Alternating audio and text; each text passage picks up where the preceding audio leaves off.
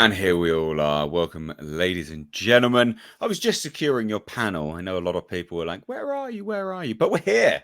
We're here on the HCast, episode number 45. I hope you're all well, and I hope you're all settled in nicely for a fantastic podcast for you all today. We've got a bit of a doozy. We're of course going to be talking about the most recent weekend's box office, like we normally do on a Tuesday here, and what that means for the industry moving forwards, because I think it has quite large ramifications, but we'll get to that. And of course, box office, nice segue. We're talking about Tom Cruise Mission Impossible and the ramifications that has now had for Skydance, because they are now big D players in the industry, it seems. And then a whole host of other random topics, such as DC floundering. Yeah, and perhaps they know it. So very, very interesting. A few things just to get out the way. This podcast is usually demonetized, so it is actually funded by you guys that watch this. And what I like to do here is, as we get going, we cover our topics. You guys want to join in. Super chats are the way to do that. They're the way to support this show, keep it live on the air, because we do get demonetized, and we'll cover them. Some of these topics are now just their own separate video on the second channel, because they're so good and they offer up such great conversations. They get segmented into their own content on the second channel. So like I said, you want to support, you like what we do, super chats are the way to do that. But as always, I am joined by a fantastic panel. We have, welcome back to the show, Chris Brawley. I think I said that right. Yes, sir. From Bleeding Fool. So we had you on before, went down a treat. People seem to like you. So you are back. I'm more than happy to have you back. How are you doing? I'm great. I'm really doing good, Nate. I'm really glad to be back. Perfect. Just for those that don't know, quick 10-second intro to what Bleeding Fool is. 10 seconds. 10 seconds. We are the alternative right thinking towards pop culture, bleedingfool.com. If you've heard of Bleeding Cool, that ain't us. We're Bleeding Fool. 2 seconds to spare. Beautiful. Good. You can find links to Bleeding Fool down below in the description box. Should be there. I did add it. You might need to refresh, as well as the link to the second channel. That's down there as well. We got Tom Connors of Midnight's Edge After Where Dark. that jerk owes me money. How you doing, bud? You all right? Oh, I'm doing the best I can. Thanks for having me. Always. It's nice to meet Chris, of course. I'm a big fan of Bleeding Fool. Thank you. Big fan of Midnight's Edge. I'm glad to hear it. And Midnight's Edge After Dark. Come on. That's right, Midnight's Edge. This is a mutual appreciation society podcast today. Oh dear. I do like we do have some other guests that should be joining us as well. Yes. Nick from Echo Base Network. He always turns up a little bit late on a Tuesday. He's got work meetings and stuff. Culture Casino, who's usually here, is actually out at Mission Impossible, so he'll be joining us on Thursday, and by then at least me and him should have watched this film, so we should be able to give you a live review as well as the review that I'll have on the main channel. We actually just have shooting in here quickly as a member. So we've got a brand new membership, which is from Dragon Reborn 35. Darren has become a member at support level 1. So thank you so much. That's another way of supporting the channel. Memberships are a good way to do it. So thank you, guys who want to join memberships or via Patreon, because YouTube takes more of a percentage of your money than Patreon does. Even though I know people don't like Patreon, it's a good way to give me more money rather than YouTube take some of it. Anyway, so let's talk about the weekend's box office. Not really a surprise, kind of a surprise, but not, but funny, because Insidious, the Red Door, is now in profit, whereas Indiana Jones is still at a massive loss. So second week, Indiana Jones is now... It is second week, is it? Is now second at the box office. Yeah. And now the third weekend, this weekend, you'll have Mission Impossible. It's done. It's dead. Indiana Jones is dead. So it's actually fallen to like 3 the last few days too, I think. Sorry. Holy shit. No, you're fine. So Insidious The Red Door came out with a budget, I think, off the top of my head, it was $16 million could be wrong. It could be $19 million, but it was a very, very tiny budget. And like we've been saying, I mean, I know you, Tom, we've said this a few times. Low budget horror is what recessions are made for. That's what happens in recessions. Well, not just that, they're the most. I mean, they never, like, it's never been out of style, right? Like you can always release a horror movie, and 9 times out of 10 it manages to make its money back, because horror is a very easy kind of movie to sell to most audiences, especially the horror audience, which is very loyal. So massively. So I just think brilliant, absolutely hilarious. Insidious comes out, boom, done, dead. It's in profit already. Can you imagine how Lucasfilm must feel right now? I hope that Kathleen is clearing out her desk. The top 3 movies, 2 of them are in profit already: Sound of Freedom and Insidious: The Red Door. And Sound of Freedom is the bigger kicker, really. And I'm sure we'll get more into that later. Yeah, Indiana Jones is dead, and Kathleen Kennedy killed him. It's a shame. It's so fun. I mean, the thing is, right, second weekend, Indiana Jones only took $26.5 million domestically. That is staggeringly bad.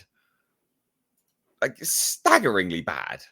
It's not even. It's comedic, of course, but staggeringly bad. Well, it's sad too, Nate. Shit. You know, it's sad because I loved Indiana Jones, right? I loved the movies, I loved the TV show, I loved the comic books, and there were all these high hopes that Kathleen, who was this protege of Spielberg and Lucas, right? Now, of course, we see it now, and we've got the benefit of hindsight for the last 6 or 7 years of her performance. But back in 2013, 2014, there was some hope, right? Yeah. And here's where we are. She's basically dug up a corpse of Indiana Jones and put a skin suit on, and it's a travesty. It's a disaster, and I'm here for it. I really am. I'm glad to see it. Well, I think what's so comedic about this, like, one, the Insidious movie itself, you know, it was the most entertaining film being released the weekend just gone, right? Yeah. So it deserved to do well. Is it a great film? No, it's a good directorial effort by Patrick Wilson. He was actually the director on this film, and a lot of people didn't realize that. I think actually they should have pushed that a bit more, because you know, when I learned that, I didn't know that. Oh, no, that's news to me. You're breaking news. Exactly. Wow. But this is what I mean. Exactly. So he was behind the camera. He was the director. And there were some really interesting framing choices. Obviously, he's working with the cinematographer as well. Sure. But there was some of the stuff was relatively unique and quite enjoyable to watch, and also appreciate from someone who's a newbie director. And he also sung the outro credits song as well. Wow. This guy is incredibly talented. Yes. And so, you know, kudos to the film doing very well, because it is doing very well. I mean, $64 million worldwide. It's already in profit now, because it would have had a tiny marketing budget. They wouldn't have had a lot of money. They're not plastered everywhere. They're not like hundreds of millions of dollars spent on this. And I think what's interesting about this is that this is now back under Sony as well. So Sony has just beaten Lucasfilm and, you know, by proxy Disney with their massive tentpole, should be a tentpole, Indiana Jones, which $26.5 million. Not good. Good for Sony, though. Good for Sony. Well, I think what was interesting about the Sony thing, right, is that Sony originally bought the rights to Insidious when it was debuted, and then they were like, we don't really believe in it. We're just gonna give that away effectively. Yeah. And so then they were like, actually, you know what? Like, just recently, essentially, they're like, you know what? No, we want it back.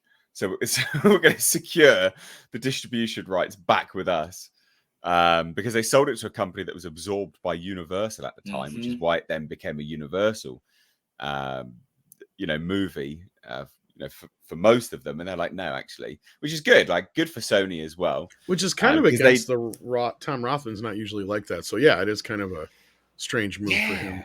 Exactly, right? Like quite odd. You think that they would just release it and like just release it? Like, you bought it. Why would you? Very odd. Yeah. Very, very odd. And they wouldn't have spent much for it either. So, bit interesting. But I mean, this is the death of Indiana Jones, unequivocally, Mm. absolutely unequivocally. It's dead.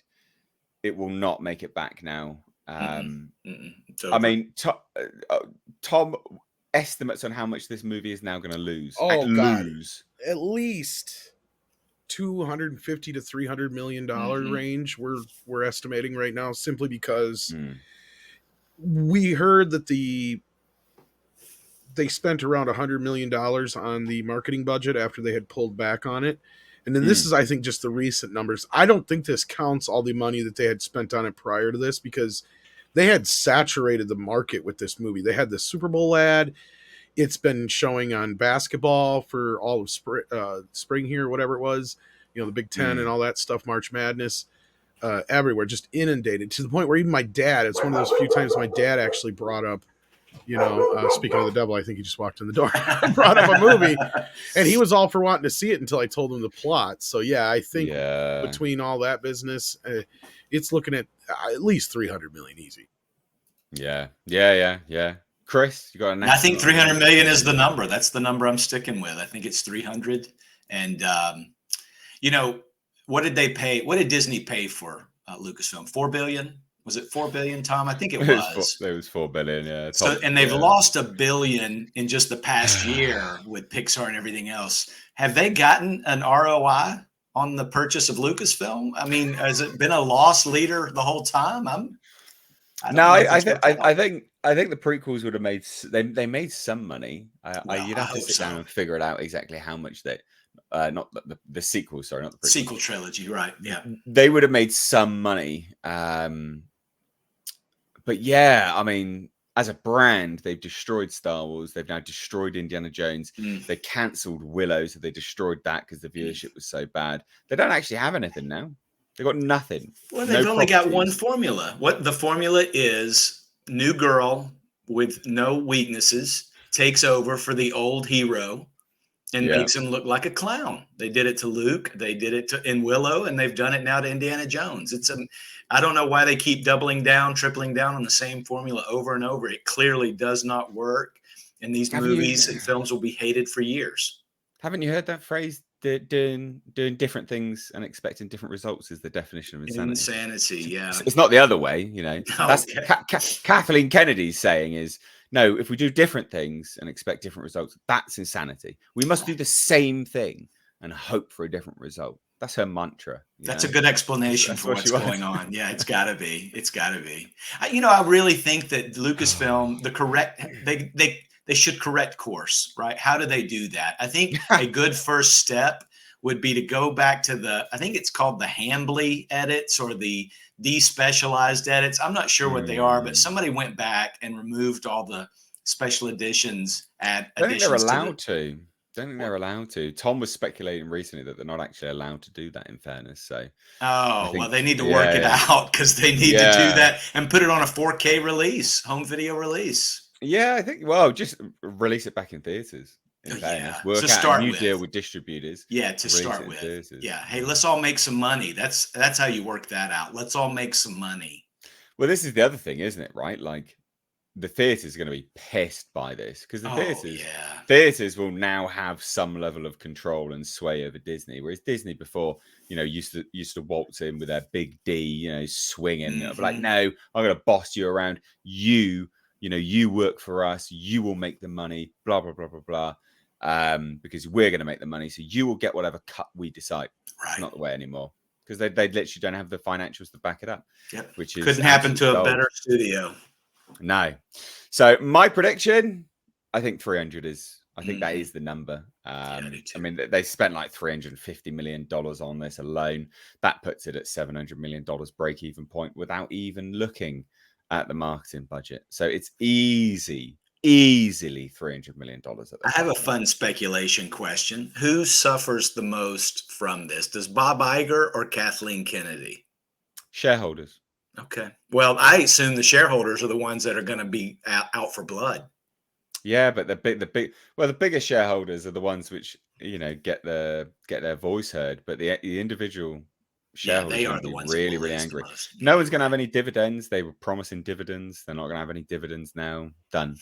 So they lose out the most, actually. Good They point. lose out the most. So we got some. What we got here? We got some super chats. Let's get to some of these guys. Thank you so much, ladies and gents, for joining in the conversation with your super chats. Again, this show is usually demonetized. You've heard us curse a little bit. You know, we'll be getting onto some topics later, which are a little bit, YouTube doesn't like it. So we do get demonetized. So this podcast is quite literally, you know, the lights are kept on by you guys doing this. So thank you so much. Al Humphreys says, all right, Mr. H and the panel, I watched Mission Impossible Dead Reckoning Part 1 yesterday, and it's really good. I highly recommend it. Is it not on at like your local Empire yet, Mr. H, mate? All the best, Jasper. So my local Empire is actually shut down. They've got into administration, so they actually just shut their doors. It's terrible news. They're gone, yeah. So I now have to drive. Well, I can go to the same area to a theater, but yeah, I drove like 40 minutes on Sunday to go watch Insidious. So a bit balls, to be honest. It's sad seeing you know, local theaters shut down. It was released though, like it is available to see today. I just haven't had a chance. I thought it was coming out today. How did Al Humphreys see it on Monday or Tuesday? Yeah, on Monday. Yeah, so well, Al is London based, and so a lot of the London theaters will have an advanced screening almost a day before the advanced screening. I used to get it a lot when I was in London as well. Nice. Yeah, like the Odeons and stuff up there. They must have some weird arrangement, but they get it before. A lot of them do get it before, like advanced screenings. But yeah, so I will be watching that. Al, don't you know? I'll be watching that probably tomorrow. Is the aim? It'll either be tomorrow or Thursday. I've been chasing some bits and pieces today. Awesome. So we got £10 from Rob Hatherley. It says, greetings, guys. Saw Asteroid City a few days ago. Enjoyed it. And got Mission Impossible tomorrow. Can't wait. And then Oppenheimer on the 21st, which is also my birthday. Killers of the Flower Moon looks good too. Yeah, God, there's not a lot of good stuff coming out, but there does seem to be in quick succession some decent bits and pieces for the summer. Not a lot. No. Not like it. It's not like a summer blockbuster season, obviously, but there's some decent bits coming out. I mean, I'm looking forward to Mission Impossible. Yes. I'm looking forward tentatively to Oppenheimer because I like Cillian Murphy. Christopher Nolan's always worth a watch. Sure. I haven't seen Asteroid City. And I like you're Wes right. Anderson. I like Wes. Yeah, I like. Yeah, I do. I mean, you know that you're watching a movie. You know what I mean? You don't get sucked into the story. It's all theater, right? It's just fun. Yeah. And Killers of the Flower Moon does look good, actually. It does. And you know, if Flash and Indy 5 had been any good, this would be a hell of a summer. That is, true. Very, very true. We got $5 here from Hey You. It says, my dad asked me to see Indiana Jones Dial Up the Fun too. I had to tell him no and explain why. We're going to see Oppenheimer or Mission Impossible instead. I'd say you're probably on completely the right track there. Yeah, they'll have a better time. Yeah. What a waste of everyone's time that would be. Jesus Christ alive. We got one more super chat before we move on. So from Tom Working for $5 says, placating shareholders. The big problem is actual good product for what they're making suffers from that very caveat. Well, the thing is, they're only placating to the biggest shareholders, which are the ones which are pulling the ESG purse strings. Purse strings. But hopefully that's coming to a close now. So I wonder what direction they'll take. But we'll have to see on that. Well, we've already seen the direction. They're going to stick with some ESG, but they're just changing the names. And instead of being the social and LGBTQ movements, it's going to be now environmental. In fact, you've already seen it in some films, and there's even a DreamWorks movie coming out about ducks that's all about environmental stuff, for instance. Trying to remember the movie. It's like Migrate or something like that it's called. But yeah, no, it's going to be the next thing. But we'll see how long that lasts too. Yeah. Yeah, DreamWorks isn't having a very good summer either. Outside of Mario, no. Really, it's everybody. Yeah. If you're not, I mean, this summer has been. Spider-Verse was the only movie I think that overperformed for the studios. Insidious is doing well, of course, but as we pointed out earlier, horror is the only thing that really has done well this year. Yeah. Megan, well, now, like you said, Super Evil Mario, Dead, I think it etc. overperformed. Yes, it technically overperformed Sure. compared to expectations. Yeah. But everything else is underperformed or flat out blah. Yeah. Yeah. Even Fast and Furious didn't do as well as they were hoping for. And we're still, and it's kind of shaky ground right now on how Mission Impossible is going to do, I'm hearing. Well, we'll get to that. That is actually one of our topics. Tom, I gave you this. I know, and I try not to. Tom. Fucking. But anyway, last but not least on these super chats, Mr. Tickle Trunks for 10 Canadian dollars, those dirty Canadian dollars, says, please give this to your producer or at least spend it on toys or treats for the furry bugger. He is, of course, referring to the Lord and Savior of the channel, Mr. Jasper. Yeah. For those that don't know, that is the cutest, furriest Where is friends. he today? I think he's on my bed. He's not on the couch. No, he's been here a few times here and there, but yeah, he's on my bed. But if you also want to support the channel, guys, and also support Jasper, get him his treats. You can get these "Get Me Off This Clown World" design on a T-shirt, which is actually linked that is so cute underneath the show right now via my Teespring store. I'm going to be bringing them in house, so just as an FYI, they're definitely overpriced. Like, I'm well aware, but if you want to grab it, you can. But I want to bring all of that in house and get it off Teespring because it's fucking well expensive, and it's not worth it. Like, I'm not going to say it's we worth don't it use buy Teespring one either. Yeah, I'm not saying buy one because it's definitely not worth it. But if you want to, you can. All right, because they're well expensive. Even I know that. I'm like, but I've got to, show some shit. Anyway, let's shuffle on, ladies and gents, to what you alluded to, but what I also alluded to is Mission Impossible: Dead Reckoning. Supposedly actually opening to a franchise record of 250 million plus global opening. So it's not bad. It's set to hit like $90 million domestic. It's supposed to do, and then $160 million abroad. And it's opening basically worldwide, 70 markets. Done. 70 markets, proper broad, wide spectrum. They managed to do that, secure that. But it is a 5-day opener. So $250 million for 5 days. Not epic. It's not great. No, I think it'll hit 100 domestic. I was thinking they were under. I mean, thoughts instantly on that because I think they're kind of undershooting that. I do too. Bit. Yeah, I agree with you. The reviews are spectacular. They're pulling out all the stops on the marketing. Tom Cruise is one of the last remaining superstars. He really saved cinemas with Top Gun 2. People want this. They know it's not going to be woke, and it's just going to be entertaining. And this is like, I think a lot of times movies today are all about the destination, like where do we end up in this third act and what's the lesson. But with Tom Cruise, the ride, that the journey is the entertainment, right? You don't ride a roller coaster and you can't wait for the ending. You ride the roller coaster to enjoy every minute of the ride. And that's the way a Tom Cruise movie is. Yeah. And I think people, that's what they want. And especially, I almost think there's some pent up demand, just like your super backer said about wanting to go with his dad, right? You wanted to go see Indiana Jones, but you already know that's a failure. It's not going to be fun. It's going to leave you depressed and sad. I don't think this movie is going to leave anybody depressed and sad. You're probably going to be excited and fired up and ready for part 2. That's my prediction. Yeah, I mean, the thing is, I think that's a great analogy. You are there for the spectacle. Yes. You're there to enjoy, and also because Tom Cruise has made a name for himself doing such insane, crazy stunts and being the stunt man. I mean, I remember when he broke his leg doing that building jump. He broke his tibia, and then I remember the airplane hanging out of the plane. G. Yeah, it was beautiful. So 0G in the plane. Then he was hanging out of the plane.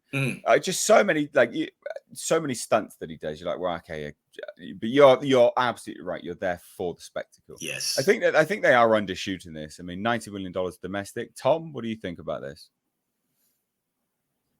Tom's dead. I don't know. See, I'm kind of two minds on Mission Impossible because I have heard that a lot of the, at least a couple of the people I talked to that did manage to go to the screenings last night said they were sold out. But I've had a few people sending me images today of Sound of Freedom screenings sold out for tonight, but Mission Impossible is only having like 2 to 6 people only so far. Again, it's a Tuesday night. Yeah, okay. Last night was a fan event. Keep that in mind. I don't know if it's going to do this well. I think it's going to do well, but I wonder if it's going to underperform as well, along with everything else this year. I mean, again, though, you guys are right. Tom Cruise is the only kind of sure, quote-unquote, thing anymore as far as Hollywood goes. He is really one of the only movie stars left.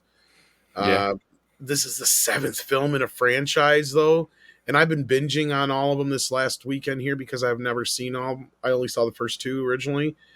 First one was epic. The first one's great. They've all kind of just go downhill from there. And I know, look, and full disclosure, they're just not really my cup of tea. Okay. I would disagree. I think the third one that's much more better so kind of just my kind of thing. Okay. I mean, I actually have some issues with the third one, but that's just because of the sequels. Yeah. But like, again, to me, it felt like okay, I got not so much continuity, but things that they do to characters and the way they reveal things. It's just kind of like, because I like them, they're all right. But when I watch a heist kind of movie, I prefer things like The Italian Job or something like that. And the problem with Mission Impossible is it has been satirized so many times. The original show was satirized to hell by the time the movie came out. The things from the original movie have been satirized so much. It's kind of the same problem I had coming to Bond late to the game, to where I'm kind of just watching this going, I get it, but I don't quite get the hype. Yeah. But at the end of the day, I wonder how this is going to do as a 7th film in the franchise. That's the only other thing. Well, you know what? Like, I don't think I don't, for Mission Impossible, right? I don't think it being satirized is to a detriment, actually. I think with Mission Impossible, it being satirized keeps it in the public eye, keeps it in their brain a lot more. And with Tom Cruise being so, you're not wrong, but what I'm getting at is like when I would watch it, like I would find myself laughing at some of the stunts and goofy stuff that's in the movie. To me, because of that's part of it as well. Yeah. That's what I mean. Like, I actually think that's good because it shows a certain. You're not bored. Yeah. Right. Oh yeah. No. See what I mean? Like, you're still entertained. I actually think that. I think that bodes well. I think that puts it more in its favor.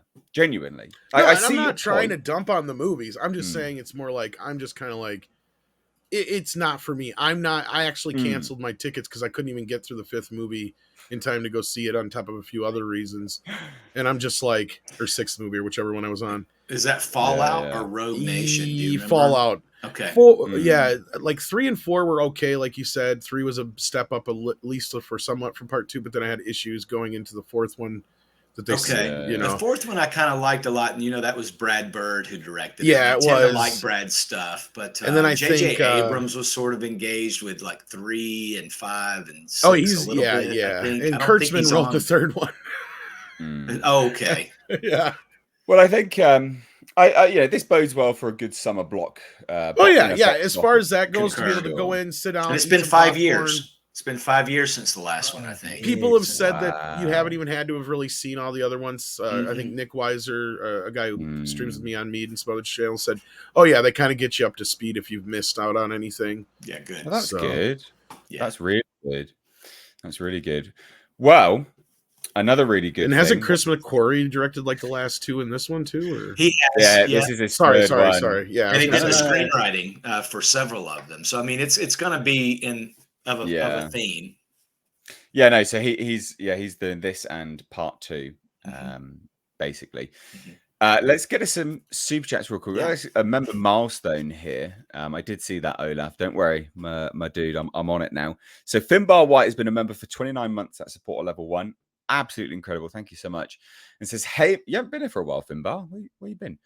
Says, hey, Mr. H, everyone. Join the chat late. Have any of you seen the new Wonka trailer? If so, any thoughts? Hope you're okay. Keep smiling. I've not seen it, and the reason why is I was busy. I had to do a Ahsoka trailer reaction, and because it's not something I would do sort of a reaction to on the channel, it wasn't prioritized. So I actually haven't seen it. I was intrigued to see what the view count would be in the like to dislike ratio, primarily because it is Timothée Chalamet, and he obviously has that massive young sort of girl following, I guess, however you want to put it. And I'm intrigued to see what they're sort of doing with it on a sort of tangential level, but I haven't seen it. Have you seen the Wonka trailer? I've seen no, I've only seen some production stills from it. It's a prequel, like a young Willy Wonka. So I don't know. I mean, I hope it does well, and I like the actor too. So we'll see. Yeah. I'm kind of tentative. Yeah. I'm a bit apprehensive about that kind of stuff. I don't know. We'll see. Fair enough. Fair enough. Tom? Chalamet has a following, so it's possible. But I watched about 20 seconds of the trailer, and I'm like, nope. Not for you. It's not made for you, Tom. It's not made for you. Yeah, right. Well, full disclosure, my biggest issue is like the Burton remake.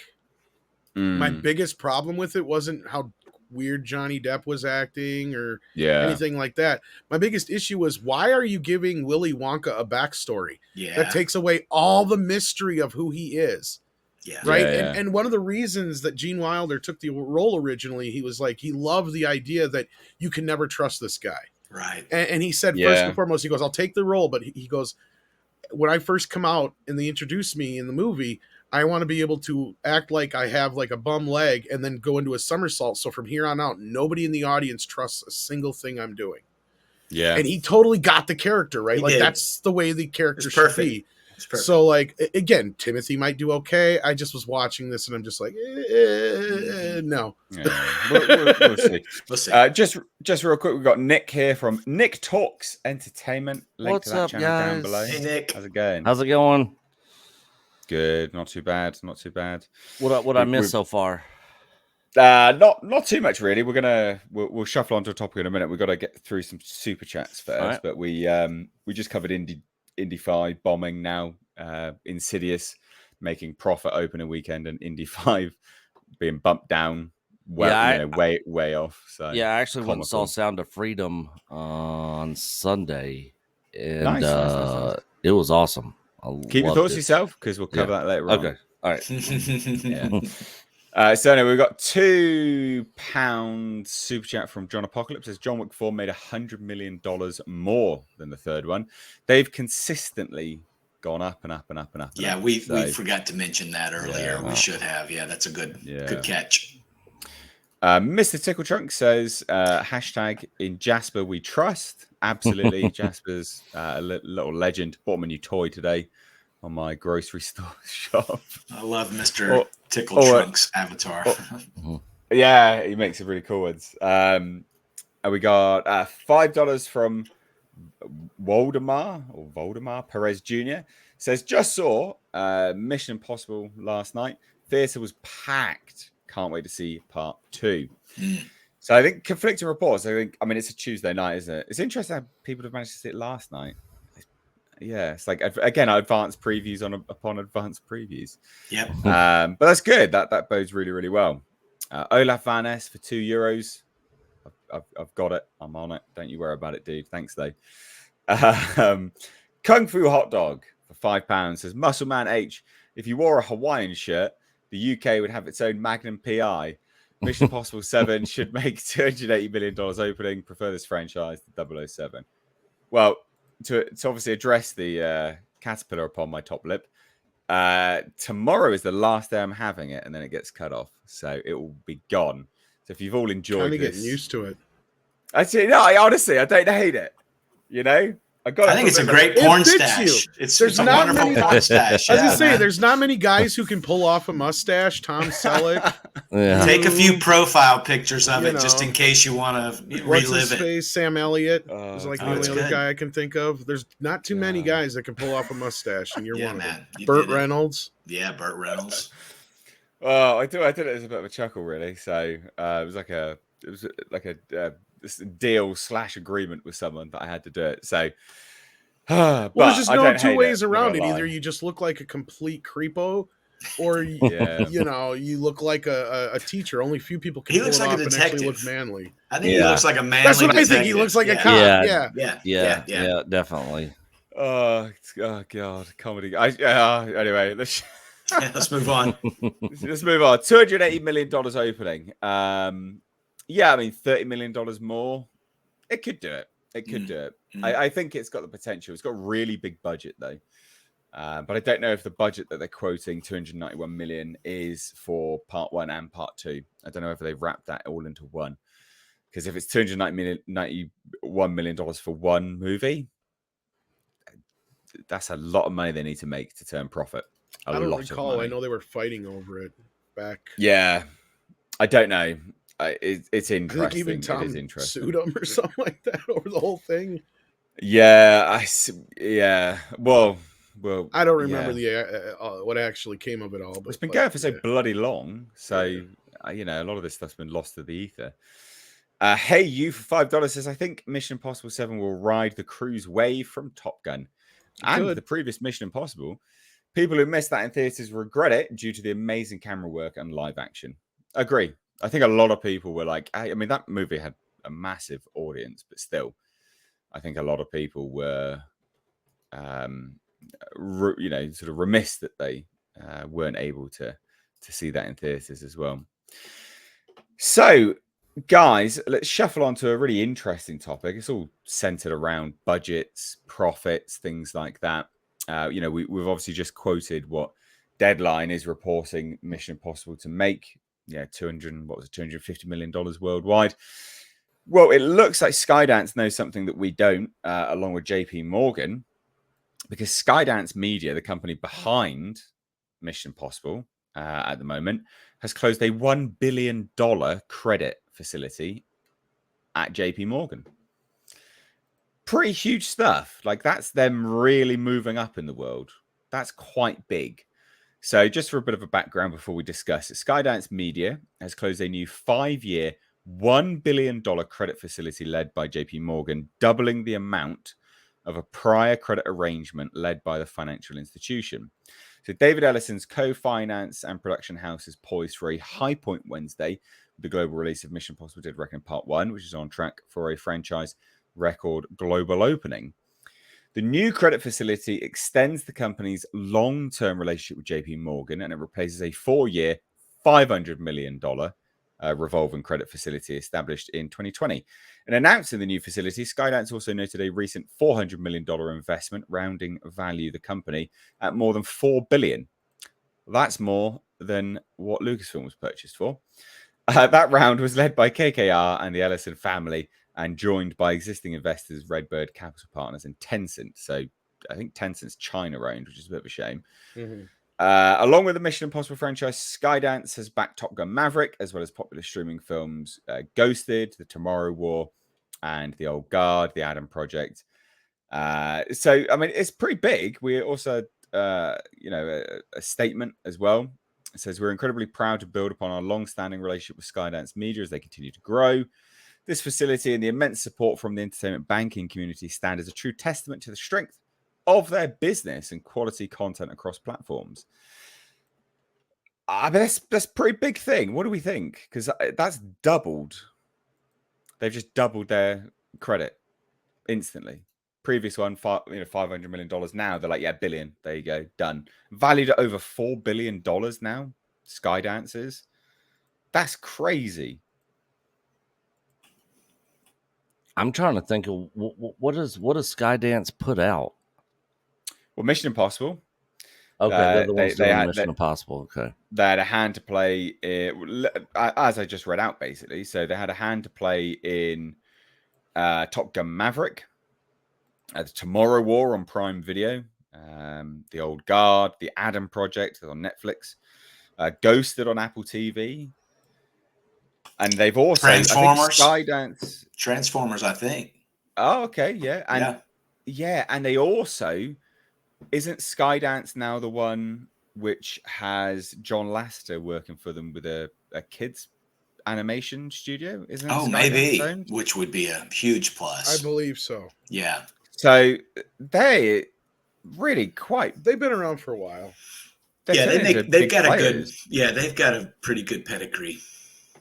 I mean, I'd say that's them turning into pretty big players. That's massive, I'd say. I mean, they're probably right behind. Oh crap! What's that company that did Dune and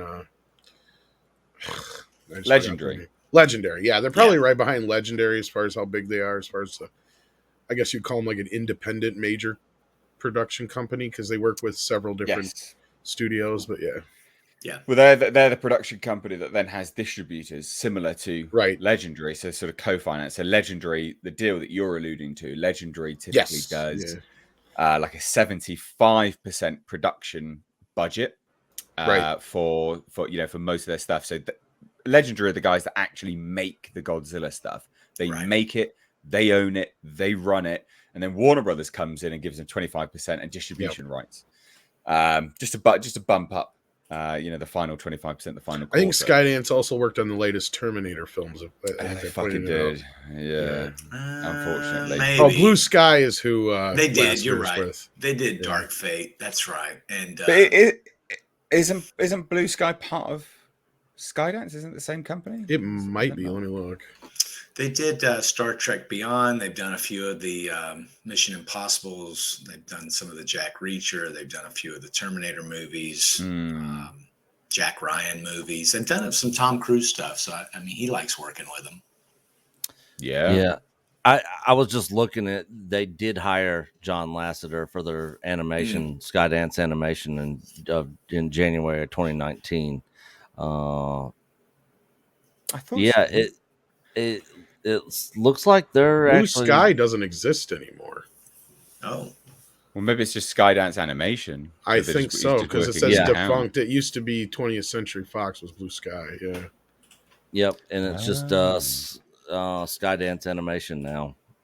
And so John Lasseter works for that's hilarious. Yep. So Disney buys Lucasfilm for $4 billion. Pixar's going down the drain. They lose them, over $1 billion this year alone already. Now Skydance comes in valued at over $4 billion. They've nabbed John Lasseter, the person who made Pixar. Yeah. Oh God, that's hilarious. It'll be really interesting to see what happens. I think. Yeah. With Skydance now, because that's a big move. I mean, Mexican Iron Man's in the chat, and I mean he straight up said it himself. That's a massive financial, massive financial thing. It's huge. That's massive, and for them to be valued at over $4 billion, that's crazy. That's really, really, really big. Really, really big. Yeah, huge. It almost feels like these studios smell blood in the water with all these like Disney films bombing, all these other woke media companies that putting out this garbage and completely bombing at the box office. And it seems like some of these other studios are investing their money in their products and trying to take top spots here.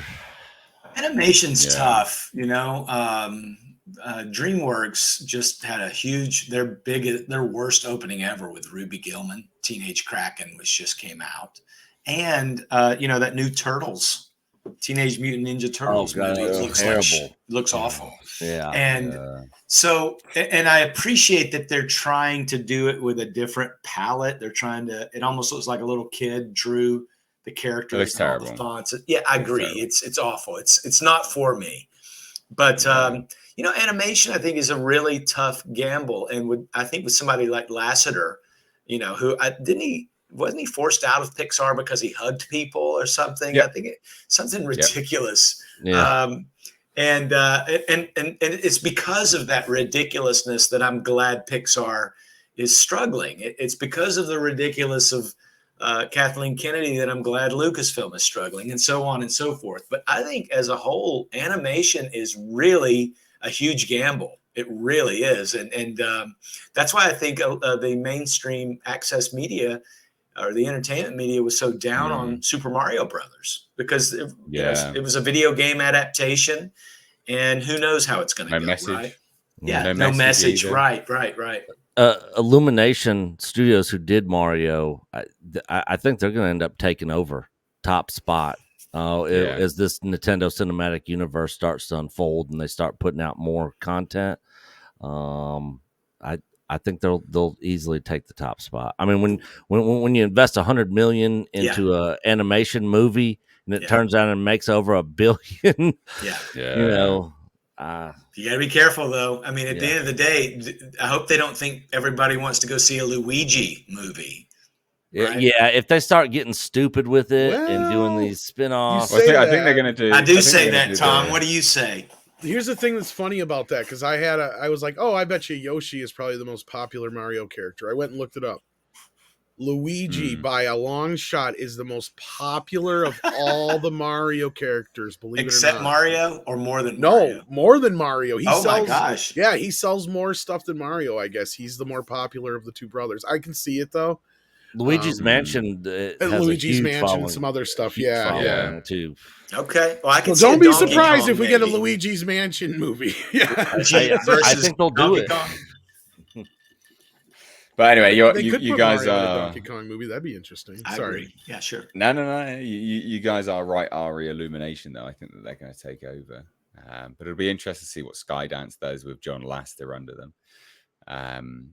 Because I think they did announce that there was a movie that they were working on with John Lasseter, or it had already been released or something like that. I can't remember what it was, but I know that they've already started and their sort of relationship is there, which again just adds to that market share value that they've got of, over $4 billion, which is just crazy to think about.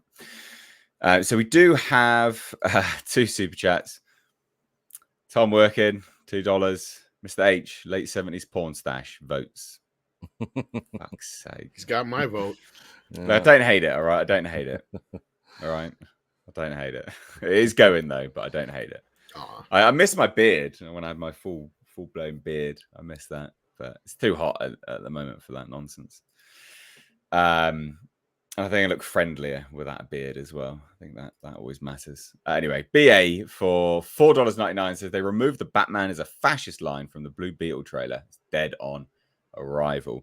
So that actually segues us really nicely off into our next topic, BA. So you've made it. You're in the clip because we're going to talk about this. Oh, it's Miguel after the Flash. From Cobra Kai. Well, after the Flash, it's cameos created at the box office. Blue Beetle star promised the film includes more than one character that you'll recognize. They're really scared that this film is going to tank now. Yeah, I don't know if the Batman line's getting edited, but the new trailer doesn't have it in as far as that goes, if that's what he means. Yeah. Well, right. But it's not just that. Like, the director's been running come out and apologized previously, so now he's apologizing. He's tried begging people to see the movie. I think they're really scared, and they should be. They absolutely should be scared. Like, this is now finally companies and creatives, whatever you want to call them, understanding that you have to appease an audience. You can't just keep doing this to your audience and expecting to get away with it. It doesn't work. And I think this is them finally going, shit. The Flash has lost hundreds of millions of dollars. Probably not a good tactic. Let's try and get people on sides. Do we think Batman is going to show up? Oh, that's interesting. God, I hope not. Because I heard something about Wonder Woman for some reason. Well, they use Wonder Woman in everything for a cameo, right? The only good Wonder Woman cameo was Shazam 2, I thought. Well, they got to get their money out of her after they've spent $100-some million on her after Wonder Woman 84. Right? Well, they've probably got her signed to a few movie deals. They need to go ahead and tap out. I have no idea. It's just cheap to get her. She's probably the cheapest one to get the cameo. I'm sure you're right. That is true. So, speaking with the rap at the premiere of Barbie, Mara Duena, I don't know how to say that, was asked, will DC fans get any people or cameos in there that we'll be surprised by? Well, look, if you're a DC fan, this is the first time that Blue Beetle's coming to the big screen. So that's going to be amazing. And I think, of course, well, I mean, it's just such a simpleton answer as well. Yeah. Oh, Blue Beetle's first one coming to the big screen. It's amazing.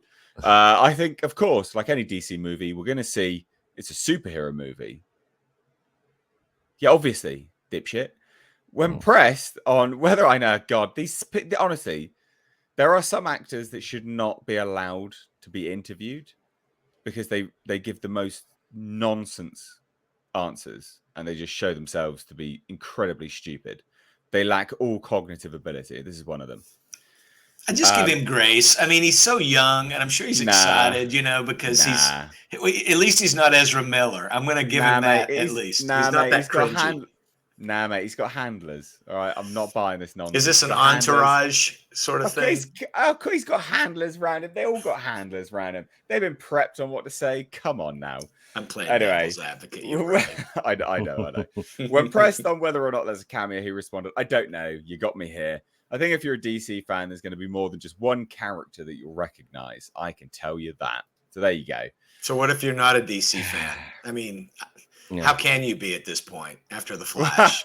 I don't even know who Blue Beetle is, and this is the third iteration of Blue Beetle. This is not even everyone's favorite. That's the shame of this. This is true. Well, I think this will be interesting. You got George Lopez's character called him Batman a fascist. Like everyone's been saying, they've now removed it from. They sort of edited out the trailer. So that was in the first trailer. The people that thought that was funny are the toxic people that work over there. Yeah. And George Lopez is toxic. I mean, you just listen to his shows. He's completely off the rails. Well, I was the director. It is the director as well. I was willing to give him the benefit of the doubt, and the director did come out in his apology and point out that the whole Lopez thing is basically what I was assuming. It's this joke, this ongoing joke throughout the film, where basically George Lopez doesn't like any superheroes, period. Okay. And irony of ironies, now his nephew is a superhero.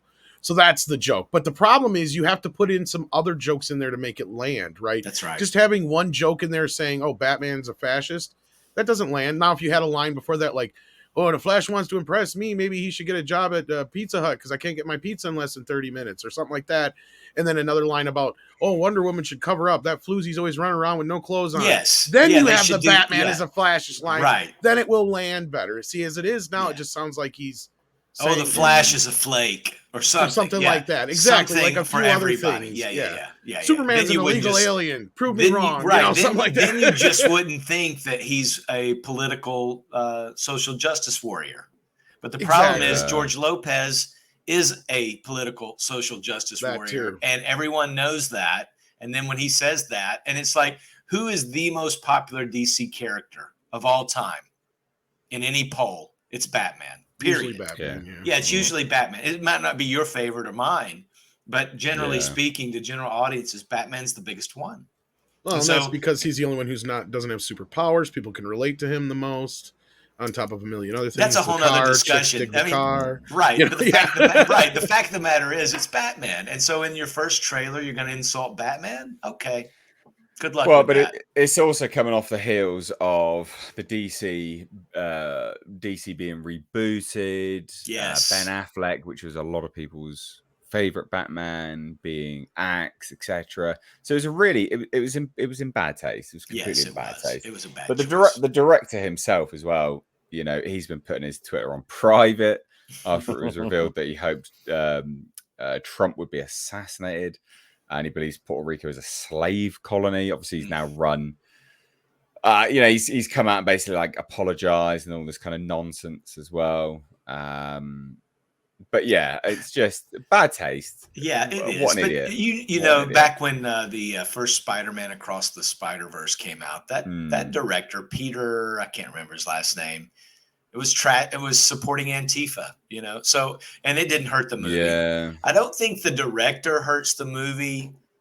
What was the guy's name? Tim Miller, who said, "If you don't like Terminator, the female Terminator, you're a misogynist." Scare the shit out of you or whatever. I think. Yeah. I don't really think the director saying stuff off the cuff like that hurts the movie as bad as the actors hurt the movie. That's just me, though. It depends on the director, I'd argue, Chris. That's at least my take on it. I mean, with Tim Miller's thing, I think the movie was doomed no matter what. I think you're right. I don't think his comments mattered much at all. But when you have something like Blue Beetle, where it's not as well known of a character, where the character's bigger than, even the director coming out and antagonizing the fans the way he did doesn't help his argument, right?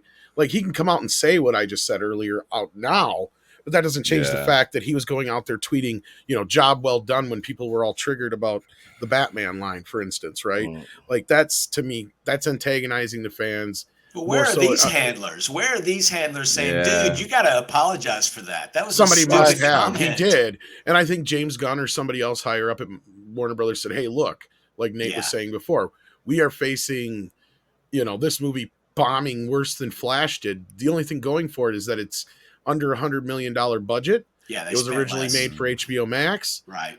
So whatever it does do at the theater is kind of more or less just gravy. This character has a little bit of a following from the 90s kids. I don't know it that well, but like I've been told by several people that, you know, the younger kids know this character. You've got, this is the kind of movie that could set, you know, this Sholo kid, I can't remember his last name offhand, but the kid from Cobra Kai, it could set him into the, you know, the next level as an actor. So I mean, it has a lot of things going for it, but at the end of the day, the problem is James Gunn's rebooting everything. Some people know that. The other part of it is for a mass audience, most people don't know who this character is, and the more you shove in here from any other these other films is going to turn people off. The more of a chance that you have of people going into this movie not knowing it's a DC character or has any connections with anything else, period, the better off you are.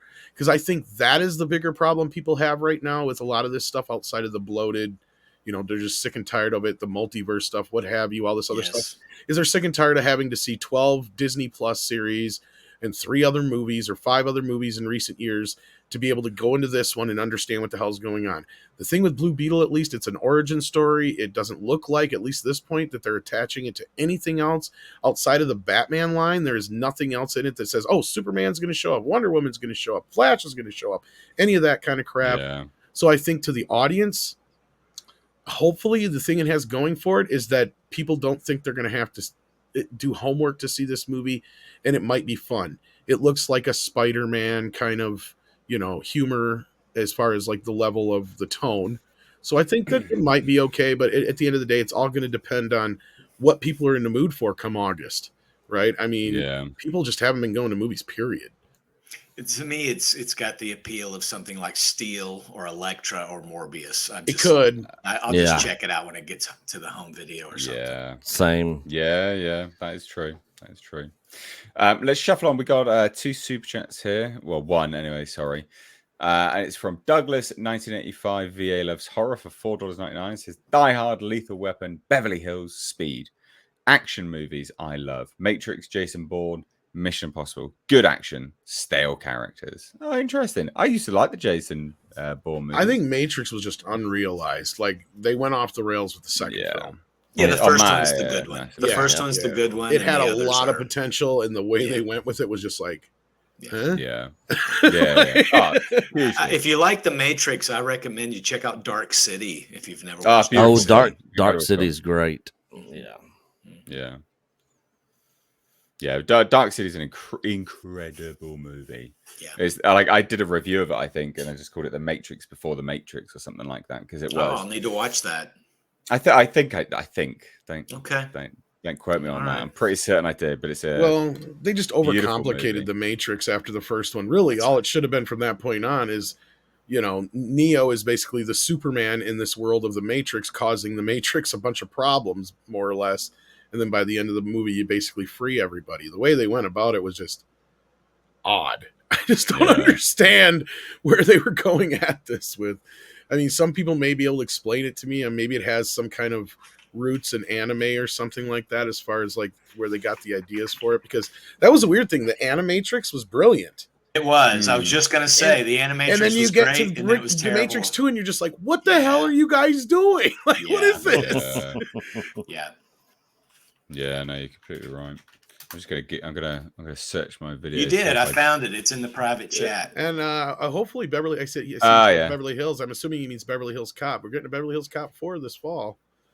I talked to somebody who saw it.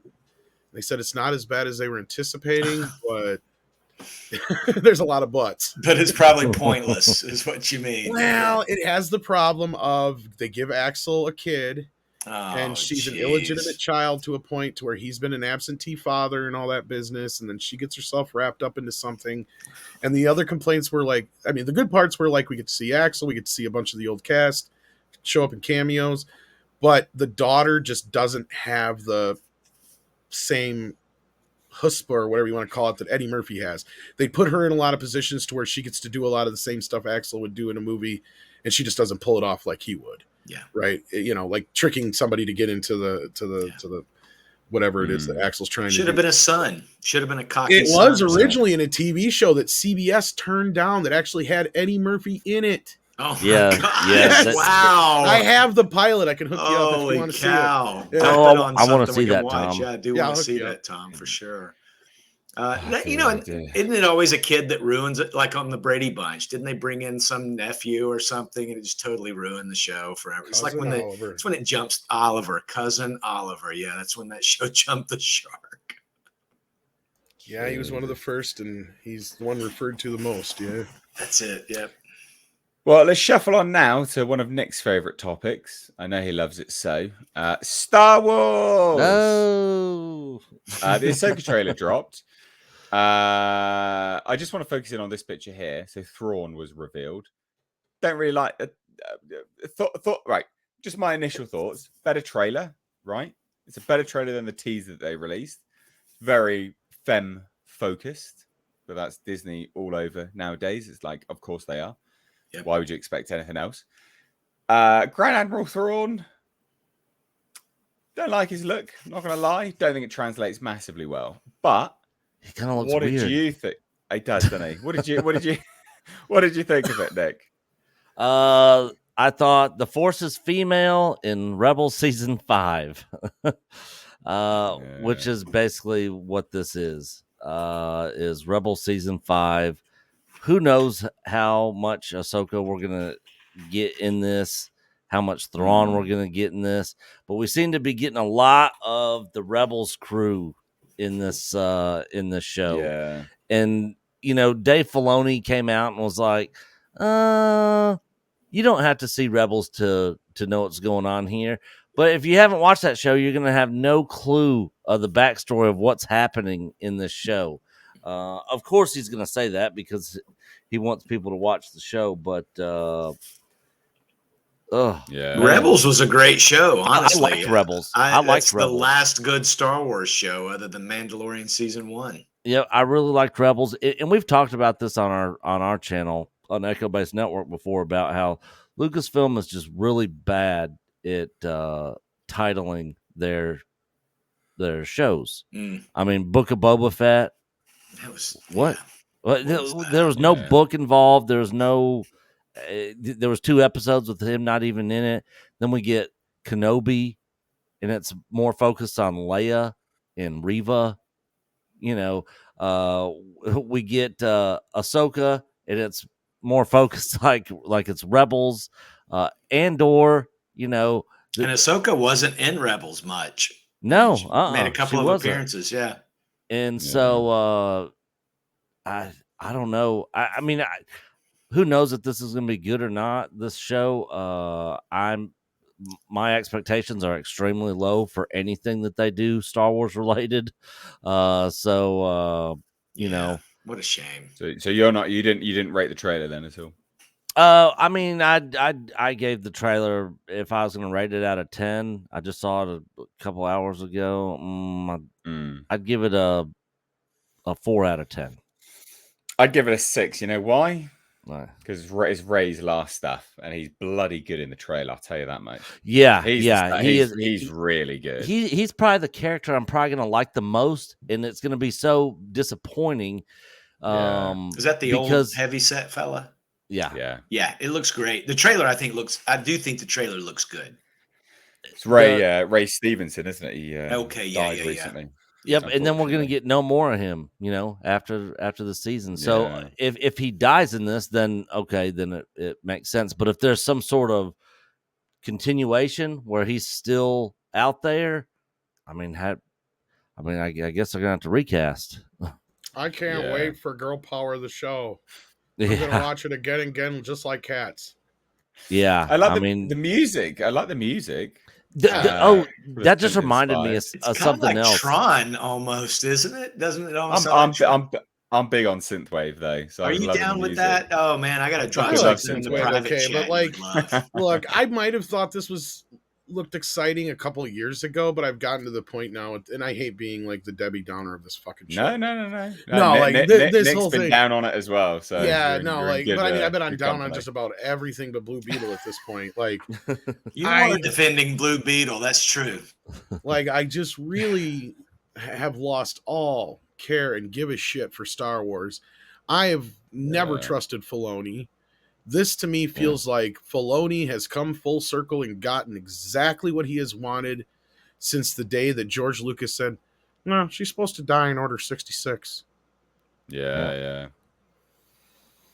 Yep. Now he can pretty much do whatever he wants because George isn't in charge. And sure enough, right after Disney bought it, he came out with the Ahsoka Lives shirt on. But something else in this trailer that annoys me. I'm so tired of hearing the ring. It's like they put it in everything, and I'm just like, it's a cool sound. I mean, why not lean into it, right? Yeah, like a TIE fighter. Yeah, a bit much. I don't know. Look, as a trailer, it's better than the first one. The music was good. I like the music, and like at the end of the day as well.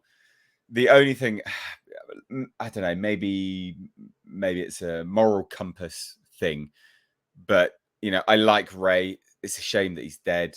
I like him as an actor. I think it was a shame that he wasn't in more things. Yeah, and watching his performance in the trailer, I'm like, that's the standout performance for me. I'm looking at it all. I'm like, yeah, that's like, I'm not seeing. The actor, that's a new character, whereas I look at the other people, I'm like, well, that's just actors, like, I don't know, like I'm more immersed in that performance. So I'm very keen to see his performance and what his character is. So I don't really care too much about anything else. And, I'd quite like to see him whooping Ahsoka's ass.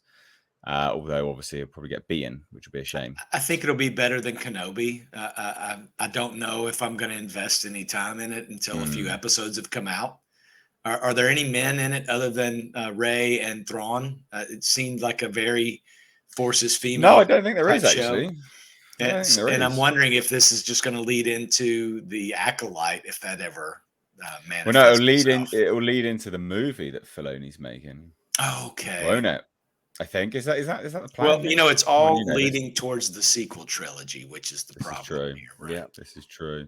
Well, Nick, is this going into that? Oh. Yeah, and that's something else that I brought up when we were talking about Ahsoka last week on our channel. Is we already know whatever story they're telling here. I don't know what the story is going to be, but ultimately we know that Thrawn's not around. The First Order comes around, the New Republic's still there, and all that sort of stuff that happened with the sequel trilogy. So it's kind of like we already know the outcome. I mean, I guess you could sort of look at it like the prequels. We knew the outcome, we just didn't know the whole story of the downfall of Anakin Skywalker, which is what really drew people to the prequels, because that's what the story was about. But with this, what's the draw here? Seeing what happens to Ahsoka. She obviously wasn't around during the sequel trilogy, but we heard her voice when Rey's saying, "I am all the Jedi." So she's obviously dead at that point in time. It's a good point. Well, they are really banking on her being something that people are interested in, and I will say actually this looks like they've spent more money on it than the likes of Kenobi, even the Mandalorian. It looks financially more invested than the latest season of the Mandalorian, which makes sense because Filoni's on it. Yeah. But they are really banking on her being this next big thing, which is odd. I didn't think there was a mass appeal to it. I guess there is, but I guess she's the last sort of fan favorite character from the animated stuff, right? I mean, unless they bring out what's Dr. Aphra from the comics, I don't know that she's got much of a following. It's interesting too that they've brought in Thrawn because we had an event here. I live in Chattanooga, Tennessee, and it was Liberty Convention, and Timothy Zahn, who wrote the several Star Wars books, but the Thrawn trilogy. And Mike Baron, the guy that wrote Punisher comics and the Flash comics, actually for a while adapted the Thrawn trilogy. And of course, they were asking, what does this have to do with that? And this is it's almost like some strange hybrid of, it doesn't fit, the canon, and which obviously Disney doesn't give a damn about. Yeah. So I don't know who this is directly appealing to. And again, when I mentioned earlier, there aren't very many males. And this is, let's be honest, this is a male property. It's guys that like this. I know there are women that do, and I'm not trying to say it's not for women. I'm certainly not. No, I agree. I'm just saying it generally appeals to boys more than girls. And it just seems that that's been Disney's play for everything, is to try to make it more princess centric, and you can see that plainly in this trailer. Even though the trailer looks great, Yeah, I'll give you that for sure. I will give you that for sure. Think about what they did with Kenobi. What was the central figure? Wasn't it Princess Leia? And which was completely broke canon, because when Princess Leia meets Ben, she didn't say, "Oh man, remember those adventures we had?" Or none of that was there. There was absolutely no history between the two. I love how people try to make. I ran into somebody who was trying to defend that. They're saying, "Well, we didn't see everything they talked about on the Millennium Falcon. How do you know that they didn't have a conversation?" The mental gymnastics. It's like, that's the mental gymnastics like I ain't never seen, because she didn't go, like. She didn't even cry when he died. She didn't give a shit. No. No. I mean, she sent the message. She's like, "General Kenobi, you served my father during the Clone Wars." Don't you think she would have been like, "General Kenobi, remember that time you saved my ass? You remember when you hid me under your cloak?" Yeah, of course. Of course. It's obvious. But Disney doesn't care. It's those kinds of ideas that come up that shock me, that get greenlit over at Disney, where there's not somebody to stand up and say, wait a minute. Remember when Leia met Ben? We can't do that. We got to think of something else. Somebody should have immediately shit-canned that idea when it came up, and they didn't. And there's nobody over there to do it. No, well, they're all yes men to Kathleen Kennedy. And Ewan McGregor even came out and said publicly, it was supposed to be about me and Luke. It should have been. And they changed it. That's right. It should have been. That's hilarious. Yeah, well. That is hilarious. Well, shuffling on, we've got some super chats to get to before we move on to our next topic. So we got $5 from Tom Workin, says Matrix, live action anime, Dark City, Lovecraft, thriller. Yeah, Dark City is so good. I love Dark City. It's an absolutely brilliant film. Yeah. Tom Workin for $2 says, what happened to the Star Wars that I used to know? It's dead. Dead and buried. Dead, buried, never to return. Right. Not under current management, anyways. Yeah, exactly. Don't get your hopes up on Rey in Ahsoka. He'll be defeated by Mary Sue, the bestest female ever. Sith are incels. Didn't you know that? Yeah, I know. Honestly, I know. Like, I'm aware that a lot of it is a sort of a rose-tinted goggles, because I like Rey as an actor. Like, I understand. I do understand. Now, let's shuffle on to something which I think we can all, well, probably not get behind, but is interesting to see nonetheless. Hugh Jackman is Wolverine again, but actually in the costume. Don't rate the costume that much. The long sleeves are a bit odd, not gonna lie. Sure. This is of course for Deadpool 3. What do we think about this? We've seen these images before. Yeah, they were making the rounds yesterday. Go ahead, sorry, Chris. Well, I think I wanted the brown costume. I wanted the deleted scene from the Wolverine. I wanted that. That's my favorite. That's the one where I first got to know Wolverine.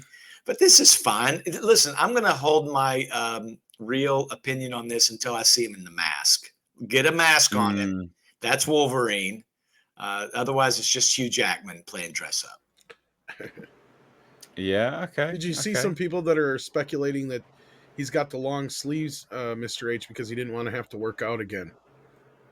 Oh, yeah. You know what? There is the potential that there's some padding in there. Like I wouldn't. Well, because he's not getting much younger, and for him to go, because that was one thing he said in an interview, is like, I would love to play this part for the rest of my life. But first of all, it's a character that doesn't age like normal people, and B, I can't go through this regiment my entire life. He's like, I'm getting old, right? Because he's like in his 50s or whatever. Yeah, he's 54. Yeah, he's 54. I was gonna say 54. Yeah.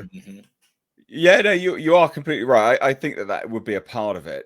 And it doesn't help that this is like the buffest that Ryan has ever been either. So like those two next to each other, it makes him look that much smaller. Yeah, that's true. And Ryan's 46. He's not a whole lot younger. No, but this is the biggest he's ever been in his whole life as far as how beefy he is right here in this movie. Yeah. I don't know if you've seen it, like, because somebody put, like, I noticed it because somebody put the old costume next to the new costume because this is a new costume. Yeah. And I'm like, holy shit, did he take a bunch of steroids or something? No way. Like his chest is like way wider than it used to be. Yeah. Well, he's been really ripped for a while. He might have actually just gained a bit of weight, in fairness. He might could very well be, but this is the first time I've seen him where he looked this buff to me. Like, yeah. Well, this is funny. Yeah, 20th Century Fox logo. I think it's hilarious. This goes along with some of the leaks. I don't know if you heard them earlier on too, Nate, or not, where this is basically just going to be a wild romp through the MCU, the Fox universe, all this business. It's going to be... They were filming cameos for this already back with Doctor Strange and other things. That's where I believe a lot of the rumors started coming out with all these supposed cameos that didn't wind up there. Because we've seen Ryan Reynolds going around shooting these cameos. And that's where the rumors like, oh, is he going to be in Doctor Strange? Everybody's like, oh, Deadpool's going to be in Doctor Strange. I'm like, I don't think so. I think they're shooting cameos for Deadpool 3. Yeah, just come on the Doctor Strange set and let's shoot this cameo. Right. Yeah, why not? It's smart. Are you worried that with the writer's strike, Ryan Reynolds? Well, he's not allowed to ad-lib, apparently. Yeah, that's not allowed to. Ad-libbing doesn't work the way most people think it does anyway. I mean, they don't just literally usually have a moment. Very rarely do you get one of those actual spontaneous moments. Okay. Even ad-libbing is usually pre-planned to a point, but like, I don't think... Honestly, I'm curious how much ad-libbing they really did in the first two. They say it's a lot, but I'm wondering if they're just trying to tamp down expectations for this. That's what I'm saying. I mean, because, honestly, a lot of the times you'd be surprised what is scripted and what is ad-libbed. Yeah. Well, now isn't Ben Affleck and Elektra and Daredevil supposed to appear in this? That's what I'm saying. That this thing is supposed to be so chock full of cameos. How far back could they go? The original Spider-Man from the TV show? Maybe. I would love it. I think that would be great. Knowing Ryan Reynolds, it's hard to say because did you see this? I don't know if you wanted to show this or not, Mr. H, but they had this thing with the 20th anniversary of X-Men. They had the cast reunited, and it clearly was just part of it was just an advertisement for Deadpool.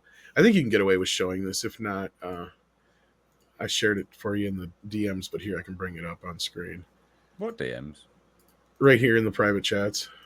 Oh, I didn't see that. It was from earlier. Yeah, because... Oh, yeah. That's real, you guys. Can you believe it's been 20 years since the first X-Men movie? 20 years. Not judging by Hallie. Oh, you're not so bad yourself, Professor. And Famke's making me think that I should have dressed up a little bit more. That's it. Hang on. Knock, knock. Whoa, so many stars. Was that Ian McKellen? Brian, the cast and I were all just reminiscing about the movie that we're all in together. I hear you. You know, I love that movie. I hope it's okay if I join. I figured we were all in X-Men together. X-Men Origins. Yeah. Always good seeing you, Ryan. I actually invited a few others. Hey, guys. Hey, everyone. So many timelines. It's like a recap of Knots Landing. 2 professors, 1 cup. What's happening? It's just like the X-Men movies. You know, it doesn't matter. Oh, sorry. I actually thought this was a Game of Thrones reunion. You know, Tyrion Lannister was in an X-Men film. Okay, bye. I actually have a James Bond reunion soon now. Oh, God. Me too. Split reunion. Star Trek. I love you, Patrick Stewart. Bye, everyone. That fell apart quickly. Ooh. This is just you and me, Logan. I guess so. You know what that makes this a reunion for? X-Men Origins reunite. Yeah.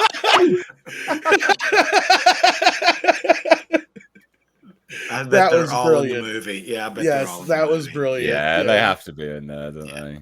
God that was damn. totally planned, obviously, but it was still hilarious. Yeah. But do we think this is going to be good, though? This is the thing, right? So it's under Marvel. It's a Marvel R-rated movie. It's under Disney. Do we think it's going to be any good? So they got the costumes. They're doing all the right things. They're saying all the right things.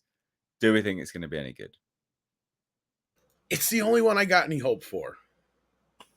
Isn't that a strange place to be? Well, it was greenlit. Put all the under prerequisites Chapek, out there.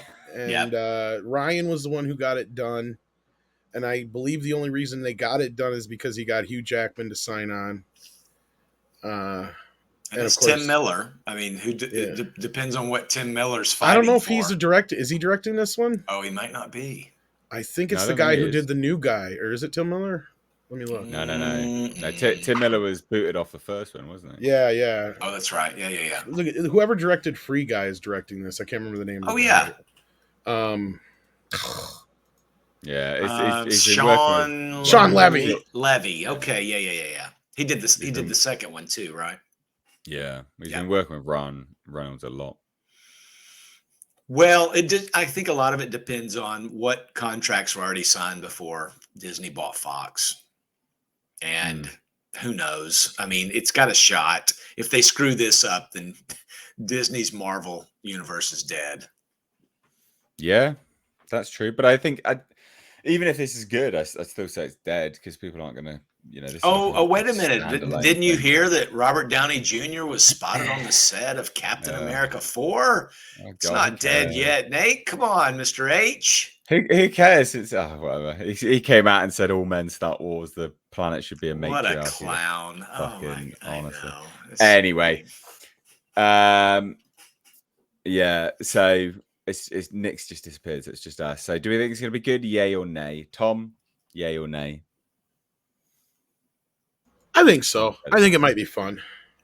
I think it'll have some laughs. I do. I don't know that it'll be as good as the first one. What movie franchise is, but I bet it'll be better than the second one. I didn't really think the second one was all that great, personally. Yeah, I think hopefully it'll be a step up from the second one for sure. Yeah. I don't think the same actress that played Domino is going to be in this one. There's a couple of weird things that I've noticed about it. Yes. Yeah, we'll see. I did see a thing where what's his face is going to be playing both Cable and Thanos in it. Yeah. Yeah, so like Josh Brolin. Yeah. Josh Brolin. Yeah. This could. I mean, it has potential. It has potential.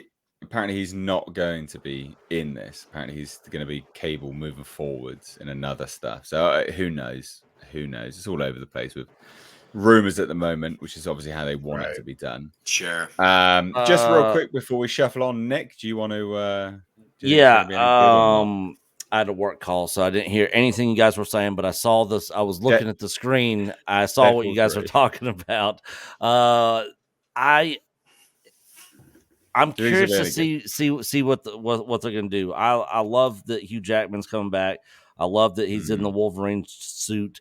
But from what I'm hearing about this movie, it's going to be not very good. But who knows? Maybe it'll turn out to be fairly decent. But from what I'm hearing, they're doing the whole multiverse thing, and this isn't actually Wolverine from the actual X-Men movies. Of course, of course. Yeah, it's all over. But they could have, there's so much potential. They could have Wolverine fighting the Hulk. I mean, they could do anything they want. So it's really their movie to bomb. It's on exactly. them. You've got everything at your fingertips. Do it. Have fun. Poke fun at all of it. Some of the funniest Deadpool comics have poked fun at Marvel's big events. They really could have a ball with this. So it's really on them, and it is rated R still, right? They didn't change that. Yeah, it's still rated R. Yeah. I mean, you might as well lean into it. And I guess that really depends on who is producing this over at Disney. Are they really trying to stick to, we got to keep that same salty flavor, or we're going to get crucified? See, I've also heard that he is not able to ad-lib or change anything during the film. Yeah, we did mention that a little bit. Yeah. Okay. We covered this, Nate, where were you, Nick? Oh my gosh. Which was another frustrating thing. Well, I mean, my understanding of how it came to be, though, is like Bob Chapek is kind of the main reason this movie is happening as an R-rated film, from what I heard. Yeah, that's why. Because mainly, like, Bob Iger was the one who wanted to do that PG-13 Deadpool 2. Do you think that Chapek is going to wind up being the good guy when this all shakes out? I think he kind of already is, but I mean, of course, we follow a lot closer than a lot of other people. Sure. Okay. I think he just kind of he's lucky he was ousted when he was, in a way, because there was no way out of this at this point. Yeah. So anyway, final thoughts, Nick, yay or nay, good or bad, yay or nay? I like it. Deadpool 3 is my most anticipated film that I want to see. Like, but from the stuff I'm hearing, I have got to say yay or nay. Is it yay or nay? Yay. Yay. Right. Okay. Cool. Yay right. with some reservation. Oh, fucking whatever. I like your caveats. So we got 2 super chats here. One from Paul. I don't know what that is, mate. Porphyroviotire. Something like that. For $4.99 says Reynolds usually has 10 versions of the jokes pre-written. Will be fine with Deadpool 3. I hope so. If he's allowed to, that's the thing. We who knows at this point in time. Yeah. We'll see. We'll see. Accent seller for 50 Norwegian kroner says Tim Miller publicly complained in an interview that people in the industry are not returning his calls after Dark Fate. Ouch. I know. I did a video on that. That was hilarious. Never post your L's, Tim. Never post your L's. I couldn't believe that. Yeah. Well, I can believe it. Oh, yeah. But yeah, he was just bitching and moaning that people weren't calling him back ever since Terminator Dark Fate bombed. Basically just lamenting his own career. Because that'll help, won't it? Nobody's calling me. Does that make people start calling? Oh, Tim. So funny. So let's shuffle on to our next topic, which I think will get a few people excited. A few people obviously will not care. I'm actually on the excited spectrum of this. Tentatively, James Cameron has confirmed multiple movies are in the works of Alita Battle Angel. Now, this is the closest we've gotten to any update on this for a very, very long time, because there's always been backwards and forwards, like lots and lots of backwards and forwards. So before we get to James Cameron's comments, let's have a look and see, what had previously been stated. So John Landau is one of the main producers. So in April, he was asked about it, and he said, we're working on it. I think what we've learned from Avatar is how much more facial nuance and subtlety we can get into characters that we want to be emotional and emote to the humanoid. And then said, Alita would not have been possible unless we had Avatar, and then Avatar would not have been possible unless we had Alita. So let's put it all back and put it into Alita. We're talking to Robert and talking to Rosa, and all is good. So there wasn't really any update. It was we're talking, right? And then previously to that as well, this is back in December. He says, well, there's a little film called Alita that we'd love to circle back and do a sequel to. We've been talking to Robert about that. Hopefully it comes to fruition. Well, I can't put a time frame on it because you guys would hold it against me. So there's never been anything concrete at all until kind of now. So speaking to Forbes about why he was selling his California ranch, probably because it's, in shithole country at the moment, or county, Cameron revealed that all of his kids have grown up and are all pretty much out on their own now. But he would also say, and on Avatar, I'm working in Wellington and Los Angeles. And on Avatar, I'm working in Wellington and Los Angeles. And on the new Alita Battle Angel films, I'll be working in Austin. So it just didn't make sense for us anymore. Basically wanted to change locations because he's going to be holed up on 2 films of Alita Battle Angel. I mean, this is the most solid we've got of an update, because previous to this, there have not been any realistically. It's just those tiny little stuff from John Landau. But a lot of this stuff with James Cameron, you've got to take with a pinch of salt. So what do we think? I mean, what did we think of the first one? Do you think this is any solidity behind this? Excited? Yay or nay? What do you think, Chris? I think, it's been 4 years, right? And since the last one, that one came out in 2019. And this really, it's like you either like this or you didn't like it. It wasn't it was, some people really loved it. And I was in that camp, I would like to see another one. I think there's room for it. I'd like to see it better with some better technology, which obviously they're doing. Cameron usually comes through. I'm not a huge fan of his Avatar stuff, honestly, if I'm being fair. Yeah. I never even saw the most recent one, but I would see this. I would go to see this for sure. Tom? Is Rodriguez attached to this? Do we even know? As far as I know, yeah, because that's the last time I personally remember hearing anything about it. Was when Robert was talking about his whole thing with Star Wars was kind of, he was playing, he literally said it, and I'm paraphrasing, but in so many words, like he was playing nice for Disney in hopes that it would grease the wheels a little bit for an Alita sequel. And the other thing I think it was kind of hinging on was how well Avatar did, which most people expected it to do well anyway. But I'm assuming why we're hearing this now is because the checks are starting to come in for Avatar. There we go. Yeah. I'm thinking. Hope so, yeah. Well, I mean, if there's one good thing that came from Avatar, because it's a fucking garbage film, maybe it's the fact that we're going to get Alita films now, because it did pretty well on. It didn't make money, right? It barely broke even, if that, which is a shame, you know. Word of mouth helped it get that far. Yeah, it did really well on home video. Did really, really, really well on home video. I like that film. You know, I'd like to see. It was just a wholesome film. With good action.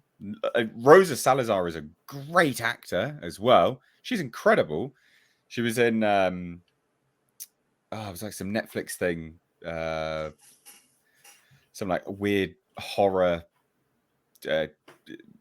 bizarre horror thing. Can't remember what it's called, cherry something flavor or something like that. But she's really, really good. No, that's the Amazon series.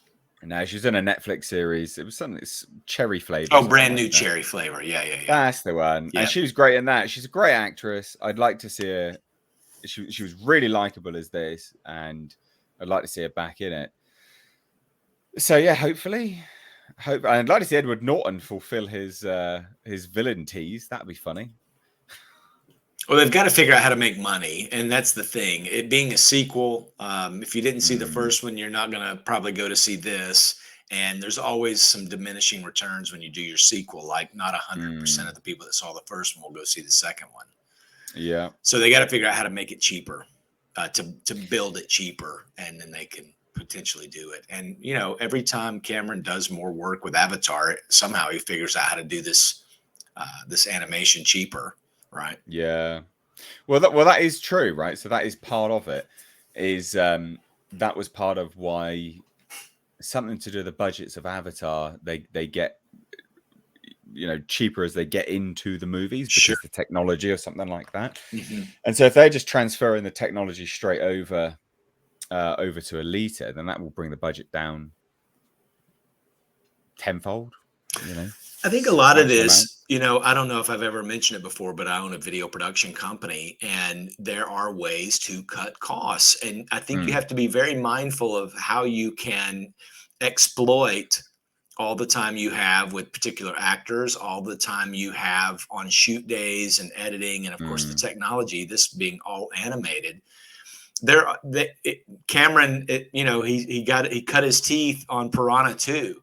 So if anybody can figure out how to make this cheaper or more cheaply, it's him. And I would hope that they could do it. I know Rodriguez is very passionate about this project. I wasn't impressed with what he did wasn't he on the Boba Fett or was he on the Mandalorian? I can't remember, but I don't remember being impressed at all. But nothing impressive with that show. But the thing is Rodriguez, depending on what it is, man, like Desperado is still one of my favorite put it on and let it play movies. It's great, right? Yeah. And I think that when it's something he's really passionate about and not just doing something for a corporate giant like Disney, it's good. And like Mr. H said, it's a wholesome movie, and it was well done, and it looked great. And I think they should lean into it. But I think marketing wise, maybe they ought to do some kind of push for the first one again, you know, to kind of re-release on home video or something, just to kind of warm up people to the idea before they come out with this one. Look at Tom. Here we go. I just got that in the mail. Nice. I love your physical media collection, sir. Physical media. Is the Boba Fett show is what I was talking about. Like Robert, in his excuse, he basically said, like, I only did that show as a favor to Favreau and to hopefully grease the wheels with Disney. Yeah. Basically. And I think that was his kind of excuse of saying, yeah, that's why it fucking sucks, because I had nothing to do with it, really. Do you say that publicly, though? You know what I mean? Yeah, well, at least he's honest with it. I got to give him that. I'll give him that. Yeah, I don't know if it helps. But. No, it definitely doesn't help. But you know what? I'd rather have a lot of these guys just come out and say, yeah, I knew it sucked. I'm sorry. You know, Give us Alita 2. I'm good with it. Yeah, let's go. Yeah, I mean, I'd be keen to see Alita 2. I think, yeah, I'd be very keen for First it. one was good. I liked it. Yeah, it's just a harmless movie, like just pretty decent. I don't know. I like it. And from what I heard, they're wanting to do 2 more. Well, supposedly, I mean, that's what it sounds like. I mean, you're saying movies. Yeah. So, but that also sounds like James Cameron's on board. But then this is the thing. Do you take what he's saying on face value or with a pinch of salt? Because James Cameron has said a lot across the years. Sure. You know, he's also apparently said he was working on a Terminator movie recently.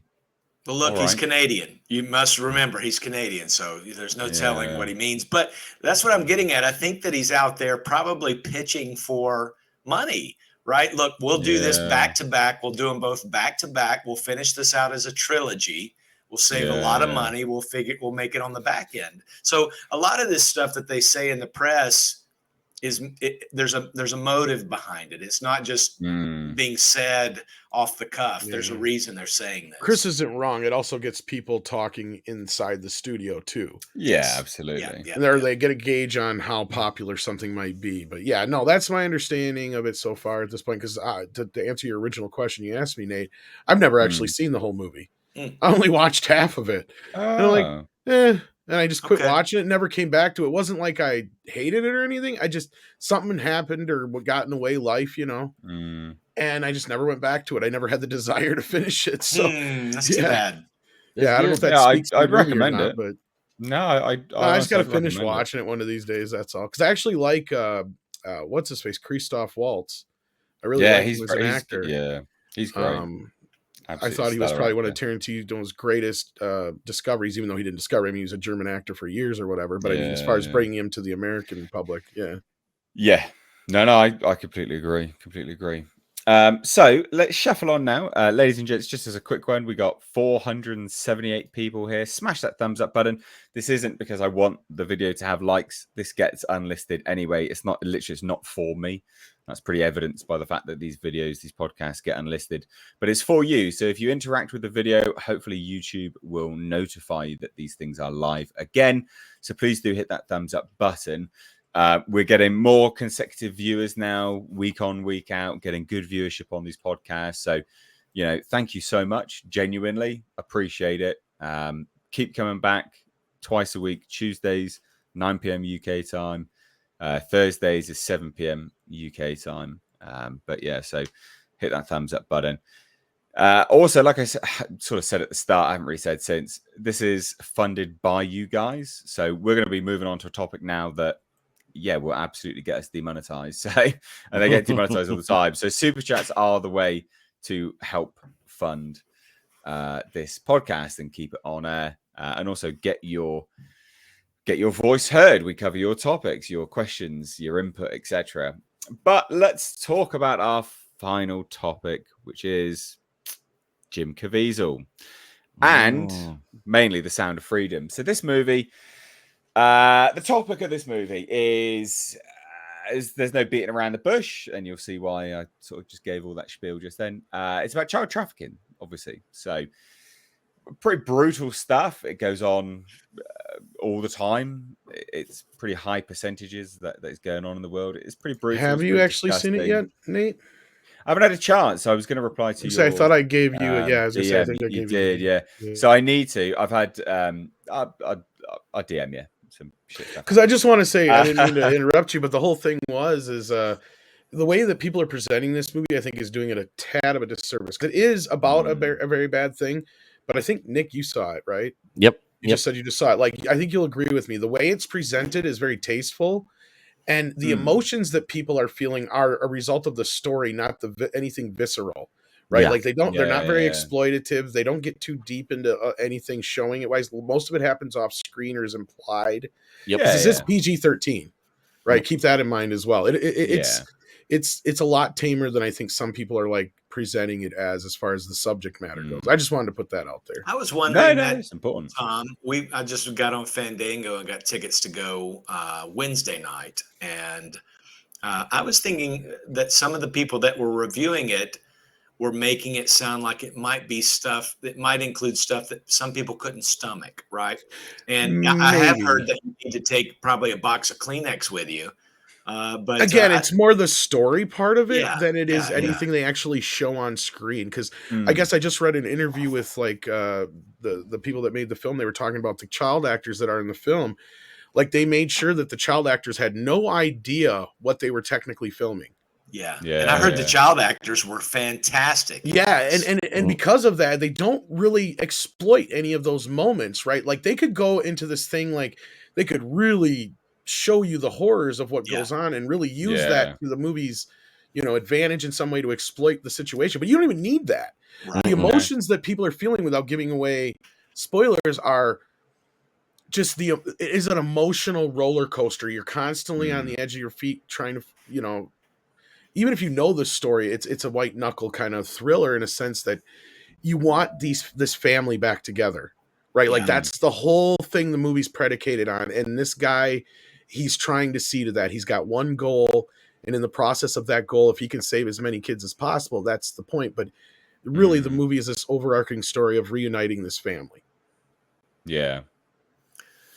I wonder if some of the pushback from the mainstream media and some of the reviews are just sort of par for the course because these same people didn't care for like Rambo: Last Blood, Death Wish, and so on. And go ahead. Well, yeah, nah, because yes and no, but it's they're masquerading it as that.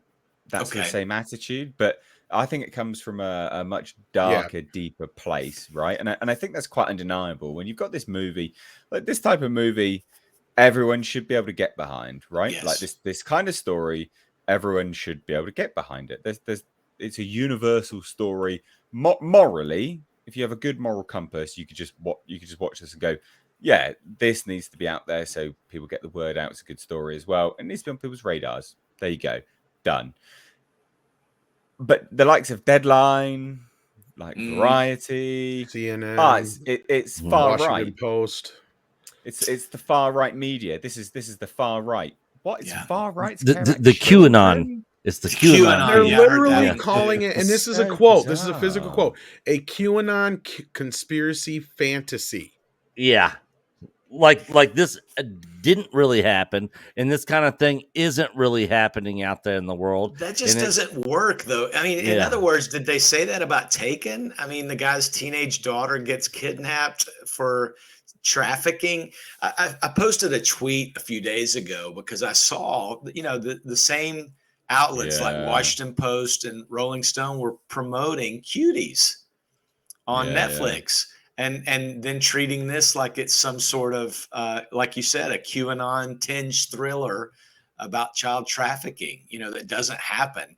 It's kind of strange, really, to see them defending it. And I don't know if it's a matter of, are they just, we still don't know the names of anybody on Jeffrey Epstein's client list. So no, and this is the thing I've been saying the last few days, and I'm glad you brought up Rambo and Death Wish, actually, Chris, because Rambo is more of the revenge fantasy that these guys are trying to paint vigilante. This movie to be. Okay. Not at no point I would see. There's even people that are griping that some of the theaters are listing this as an action thriller. It's not. There's hardly any action in it as far as like that goes. But the other side of this is, I'm glad you brought up Death Wish, because at the time Death Wish came out, there was a pair of films that came out that really changed the way America was looking at certain things at that time. Because the 60s going into the 70s were a very, there was tons of turmoil in the US and throughout other parts of the world. Dirty Harry and Death Wish, though, were direct comments on the leniency of the left and how they were feeling that criminals should be treated in the system. And those movies were based on real events, as far as like Death Wish was about people that were starting to become vigilantes basically in like New York and other places where crime was rampant. Dirty Harry actually influenced the idea that maybe we need like a CSI or something like that to where we can start tracking some of these serial killers and stuff like that. Because at that time, the Scorpion Killer that is based on the Black Dahlia and the Zodiac Killer, who now they're starting to believe might have been the same person. See, that's why how important these things become. And not only that, one thing that we saw was the critics and the media were treating those two films specifically the exact same way they're treating this movie. That's it right. was a right-wing fantasy. Yes. Like that's what they kept calling a revenge fantasy and all these things in the press. And the critics were all saying the same type of stuff. And now this to me is ringing the same kind of things we're seeing here. Because what have we seen in the last few months here, especially not to go too deep into it, but the big mantra has been leave the children alone, right? When it comes to stuff with Disney, when it comes to all the medical stuff and all that stuff, not to get into that.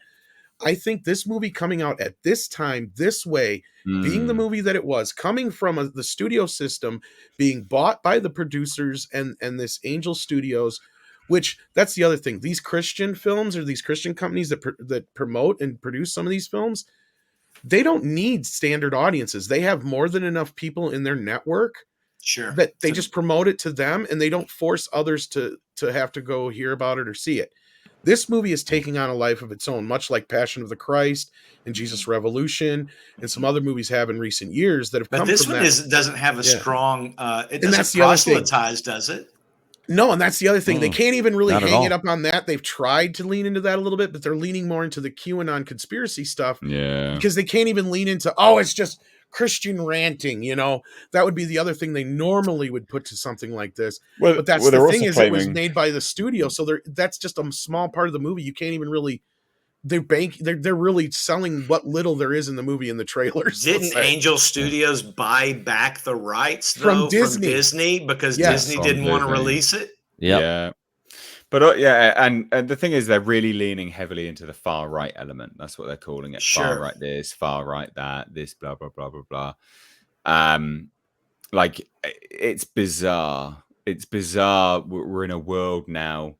I mean, it's not bizarre. Like it is, but it isn't. But it shouldn't be this way, and that's why it's sad. Is that you're in a world now where something which should be common ground for everyone. And by and large, it actually is. It's just painted in the media that it's not.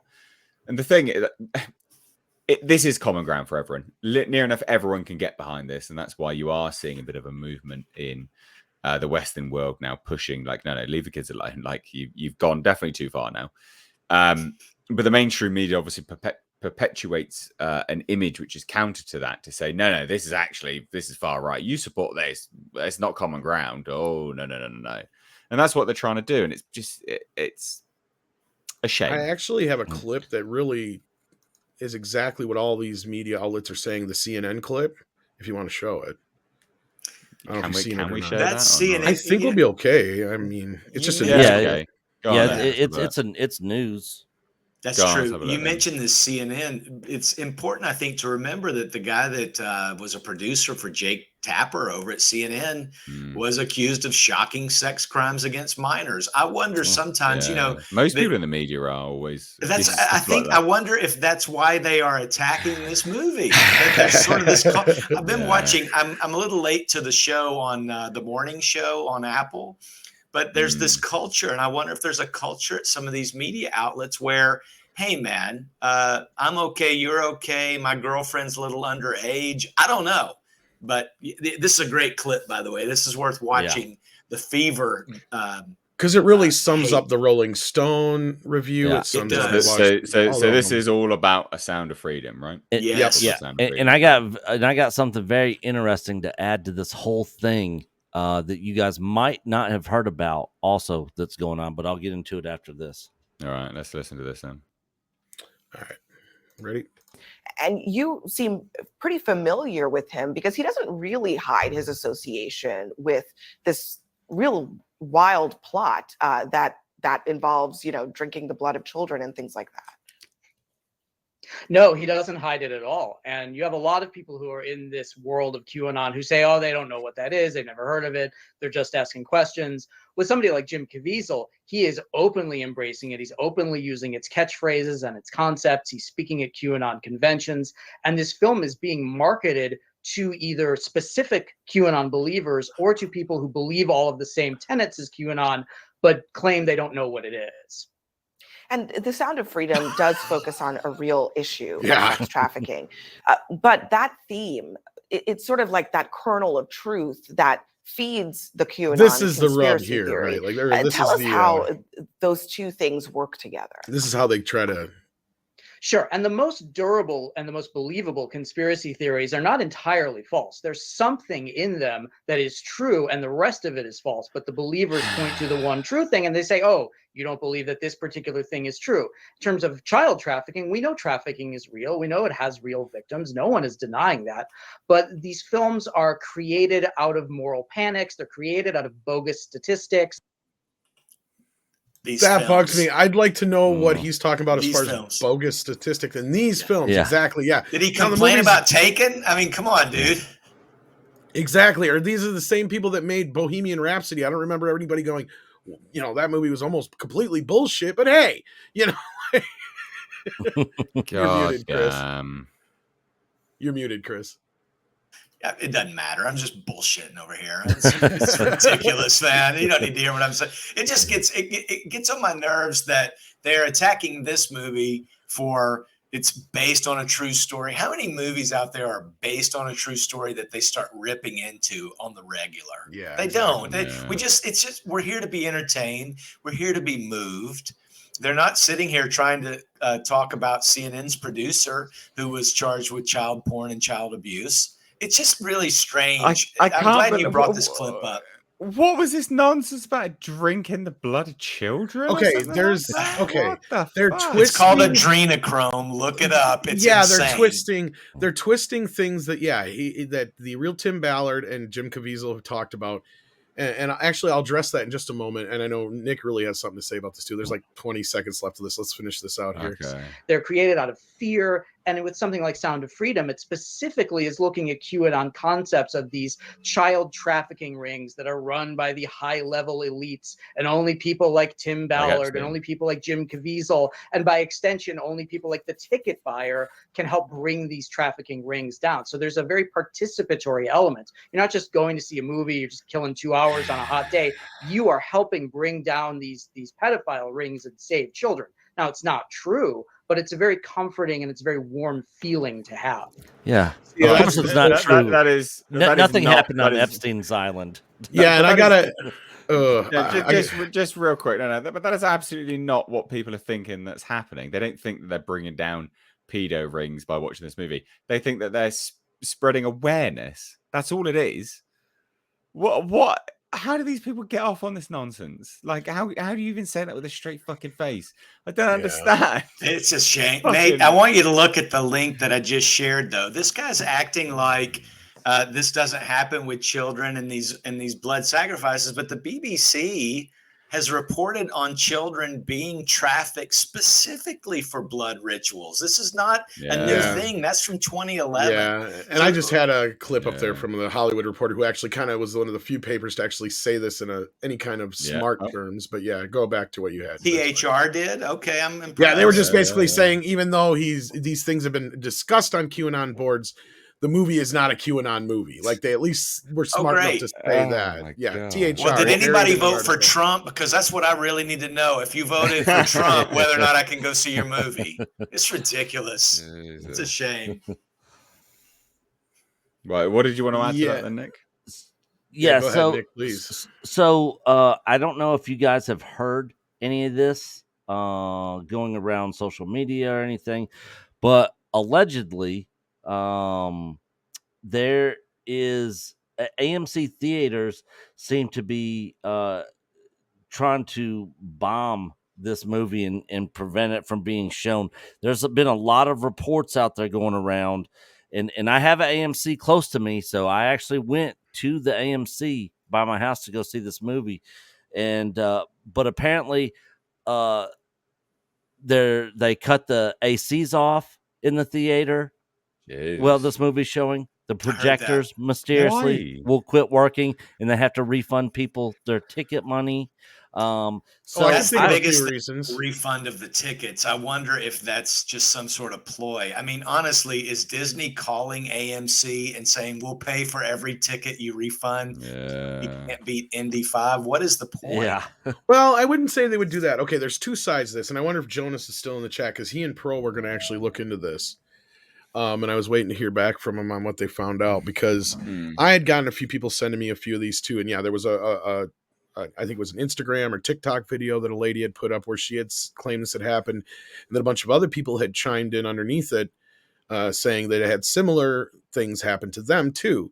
Now, what we concluded is most probable is either A, it's just isolated incidents and it's just, it is what it is and people are chiming in and lying. Or B, it could be you have some purple-haired land whales that work in these places and who are reading this crap and who are just trying to sabotage it, and it's just a few isolated incidences in that case. Or it's C, somebody from higher up at Disney may have called somebody higher up at AMC and, let's say, pressured them into sabotaging these for various reasons, and they wouldn't have to really offer them any incentives, Chris. All they have to do is say, we'll cut you guys a better deal on the Marvels or whatever.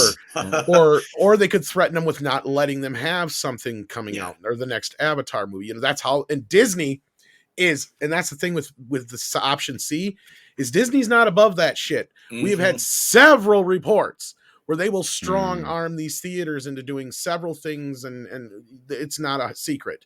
I mean, even that sounds like a QAnon conspiracy to exactly me. Right. the thing is, I would understand, like, it is July. It is hot. I could see air conditioners going out, but the refunding people in advance without telling them why they're doing it and notifying them, hey, we're doing this because the air conditioner's down in that theater. We're very sorry.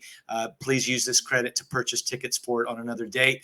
But when I bought tickets for, and as I said, I have not seen Sound of Freedom yet. I'm going with a friend on Wednesday night. And with Wednesday night, Mission Impossible is taking over so many theaters that as I was booking my tickets, it might be, Sound of Freedom might be at this theater on Monday, but it wasn't there on Wednesday. And that's so just they had a Chris. very limited time to get this done, and I could see it being a sabotage. And That's whether it's why the land wheels, like you said, that's the thing, is that's what makes option, you know, where it's just this look, because everybody's reporting, and if they're to be believed, they're reporting that all the air conditioning is working everywhere else, but just those theaters. It seems it's intentional. And if the movies are being sold out, which they are, why is the theaters not just moving them to a different screen where nothing is being sold out? You can easily combine like an indie screening and not that's the thing that's really weird. It's like, well, why wouldn't you just do that instead? Why not refund the 6 people coming to see Indiana Jones and let the 200 people come in and watch Sound of Freedom? Exactly, Chris. Just to finish up my story, when we went to the AMC, the projector mysteriously stopped working before the film showed. And they were trying to refund our tickets or tell us to wait till a later showing in another theater, which was another over hour wait. What'd you do? I waited and then saw it. Now, I do know the last time that happened to me was 1989 when I went to see Batman, middle of the movie between the reels. The projector failed. No. That's the worst, right? We stuck around. Yeah, we stuck around. You know what's funky is I didn't have nearly as many problems back in the projector days when they actually had film, like you were just talking about, compared to now with digital. Constantly, there was a while. I'm always dealing with something. Don't do a Windows update between pictures. Sitting here watching a movie, all of a sudden you hear boom. So, guys, let's get to got 2 super chats. Then we've got one more topic that I want to get to. Black Saber for $2 says Temple of Doom is now alt-right. Oh, Jesus. Pretty much. White savior complex, I'm sure, or like, you know, grave robbers. Well, they're even trying to drag the fact that this movie thanks Mel Gibson and got a little help from him too into this whole thing. They're trying to smear it, and that's just it. It wouldn't be too obvious if it wasn't so obvious, right? Like it's like overtly obvious. They're trying too hard. I did hear that Mel Gibson came in to do a in the editing. They were trying to.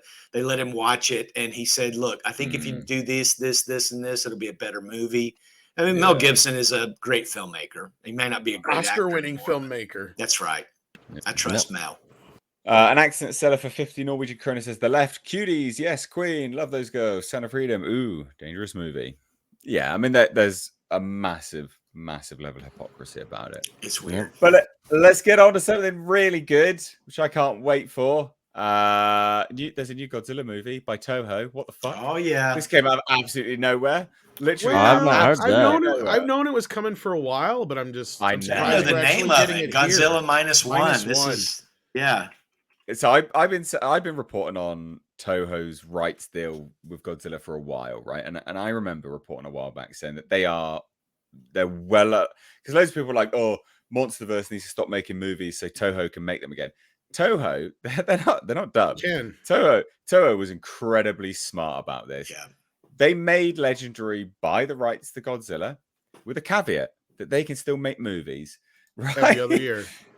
Yeah, basically. And so what they've done is they've allowed Legendary to foot the bill for mass marketing in the Western world, because that's what's happened. They've made Godzilla a name brand in the Western world, because it is now. And then they've gone, we're gonna make our own, and it's gonna absolutely clean up, because it is. This looks epic. Look at this. Super, super cool. Now, who's clicking?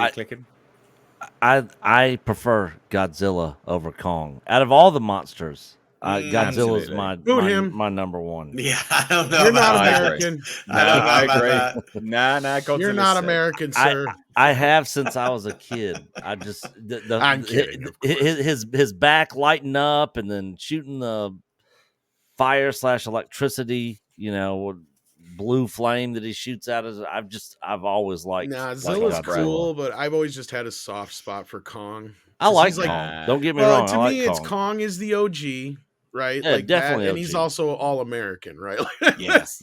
The two things that he's got going for him.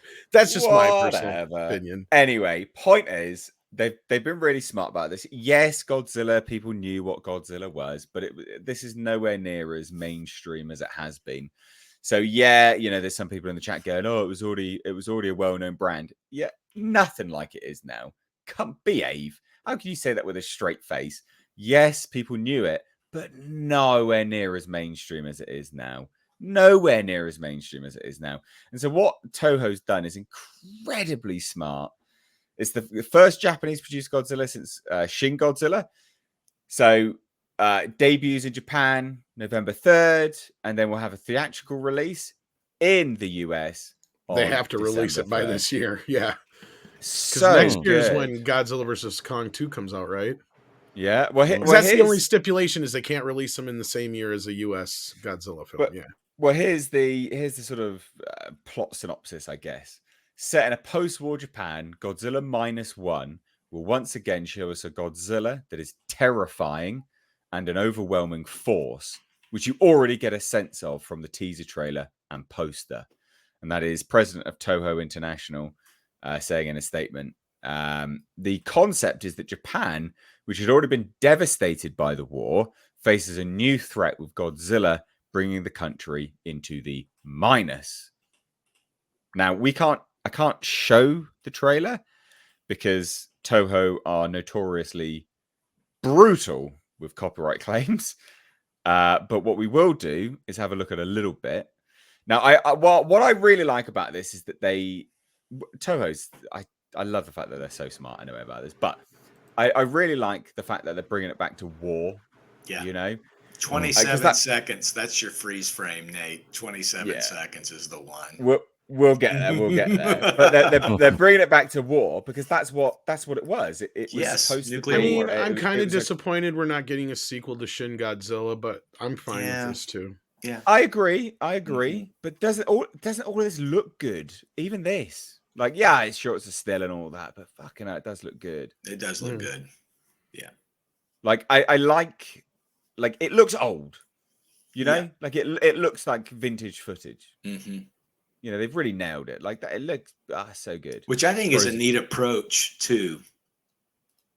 Yeah. Well, let's try and freeze frame a little bit. I just watched it. It looks good. doesn't it? Look at Yeah. this. Yeah, he's Dead. huge. He's Immediately, massive. they're all dead. I'm surprised how beefy they made him look, though, because wasn't that one of their bigger complaints? Was that Look at that American Godzilla was too fat? Yeah. Yeah, the one well, in the 90s. Yeah. No. But look, In the but- recent No, the movies, recent Nick, ones. Oh yeah, that's Yeah. right. The recent one. they yeah. actually slimmed him down a little bit. I think for Godzilla Yeah, versus yeah. Kong, wasn't it? Yeah. Because the Toho guys were complaining, American Godzilla too fat. Yeah. But look at the Too many cheeseburgers. look at the color grading. It's Mhm. beautifully done. Like Yeah, it from looks a good. from a technical perspective, this is incredible. Yeah. It's Like, a neat it really approach. Well, is. I'm sure, like with Shin, they made sure they spent the time on the few effects shots they do have instead of trying to cram it with wall to wall effects shots like they do here in the U.S.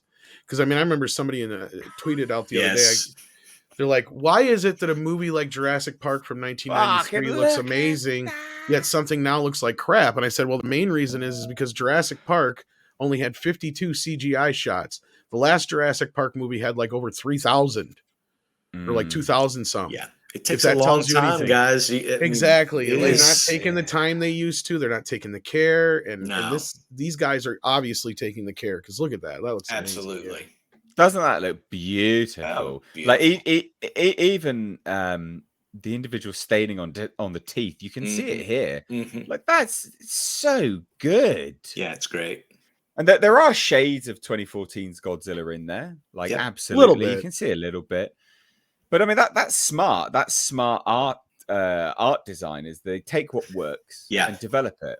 you It know? reminds me a That's lot smart. of the James Stocco. He's a comic book artist that's done a series of comics on Godzilla. James Stocco. It looks great. It just looks great. I like what they've done with they've head. kept the Yeah. It's a very like- purposeful grin. Well, so- yeah, so it is the- that. Yeah, sure.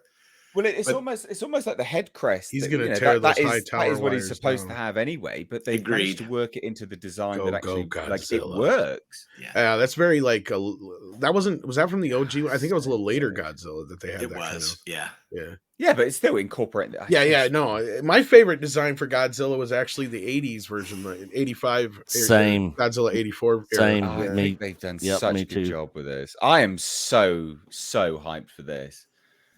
Yeah. So and look at that. That looks badass. Yeah, That's that cool. that looks That that looks. Now you shit. get actually a good sick. look at him there. Look at him. That looks sick. Yeah. Look at that. What is the That's -1? amazing. What do you think that's? I don't get that. alluding Yeah, to? I'm not Yeah. a weeb though. Yeah. So Well, apparently, well, I think what it's alluding to, because it says after the war, Japan is at 0 and is going to fall to -1. So maybe it's to do with Okay. going back to the Stone Age, like they're going to Maybe. obliterate civilization. that makes Like, sense.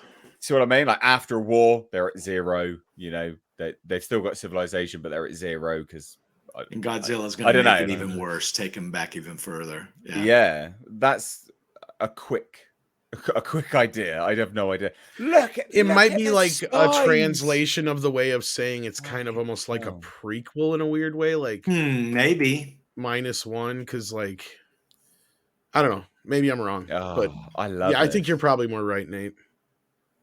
It's so good, so good. Do we think that there'll be another kaiju that he's going to face off against, or do we think? I kind of think hope it's- not. Yeah, I hope it's just him. Yeah, That's what I kind of found refreshing about Shin Godzilla. Is like, I love when he's fighting kaijus, but it's like you sometimes just got to let Godzilla be Godzilla. Yeah. He doesn't have to be in a situation where he's fighting off something else to defend us. Sometimes it's just nice to see him, But sometimes it's destroying not- shit. Well, that's the point, isn't it? Sometimes it is nice to get back to the bare bones basics of what it was, which was a cautionary tale of nuclear war.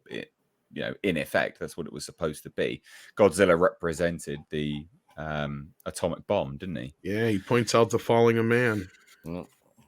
I'll Yeah, eventually get all so- the lyrics from the song in here. You just wait. God damn.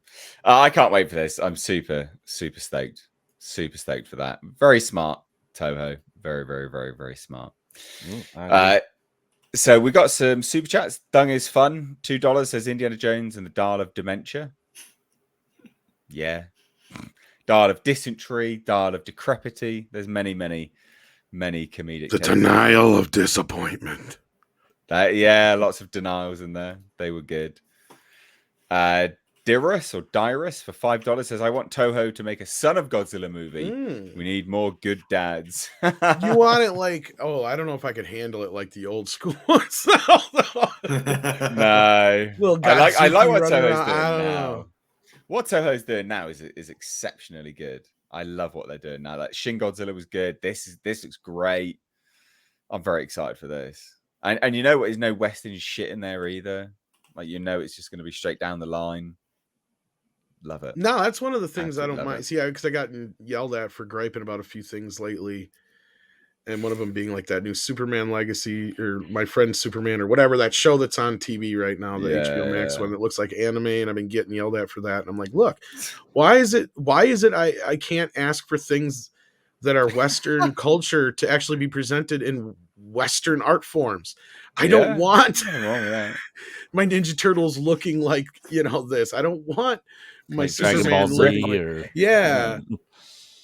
If I want to watch that, I'll go watch that. Exactly. Yeah. Sorry. Yeah. No, you're completely right. Axon Seller for 50 Norwegian kroner says Shin Godzilla should do an OnlyFans. Flex those glutes and biceps, baby. Beefy boy.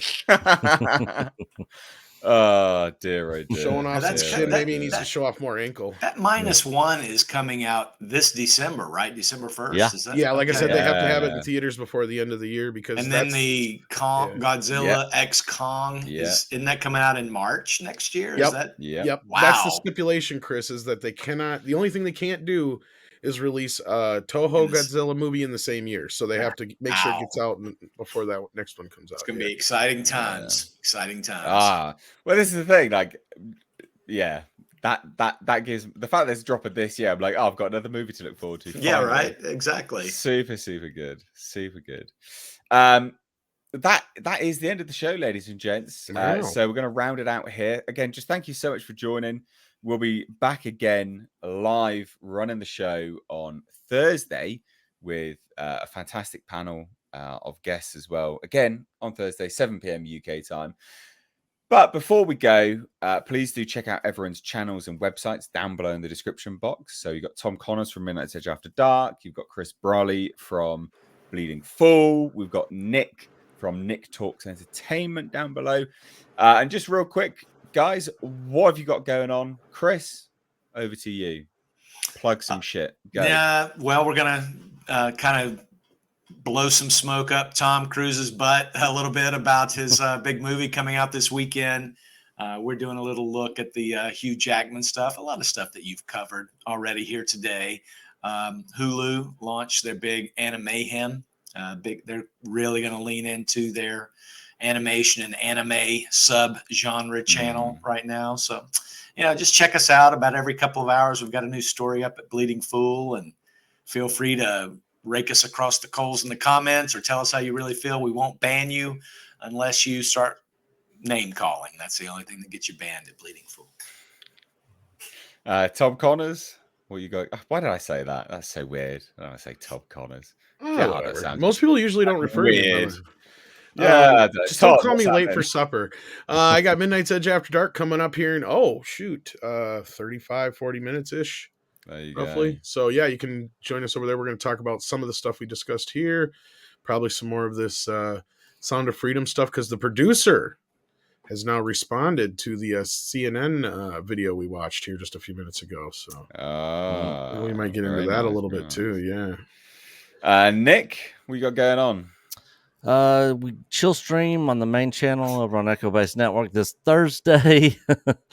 I actually did a solo chill stream for our Saturday night show this last Saturday night. But we'll have a panel. Nikki, X-Wing, Matt Rissman. Same for Saturday night. We'll have a panel of people on the main channel. Still haven't gotten any content out on the personal channel, Nick Talks Entertainment, yet, just because I've been so busy. But by the end of this month, middle to end of this month, well, it's almost middle, closer to the end of this month, I should be getting stuff out there regularly. I'm just trying to get it kind of built up a little bit first, but while I'm in my busy time. Yeah, that makes sense. And as for me, ladies and gents, I'm sure a few people have been wondering where my chill streams have been on Sundays. Unfortunately, a few bits and pieces have just happened recently across the weekends, which were a bit unavoidable. Don't want to go into it too much, but we'll be back moving forwards. And as of September, this is important, so don't just disappear. I know we sort of, we say, oh, we're done, and then everyone just sort of leaves, like we've lost like 150 odd people, but we're over that actually. So just as an FYI, in September, I should be starting a master's degree. So going back into academia. Wow. Yeah. So I've sort of, I'm studying a bit of it now, basically. And then I should be doing that in September. It shouldn't actually affect anything. The only thing that should happen is that there will be a slight, so it's on the topic of chill streams, basically on Sundays.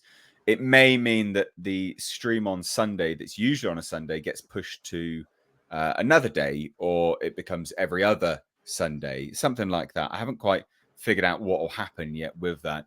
But we'll see. I've still got some stuff I need to do before it's 100% clear cut, but I've been offered a place.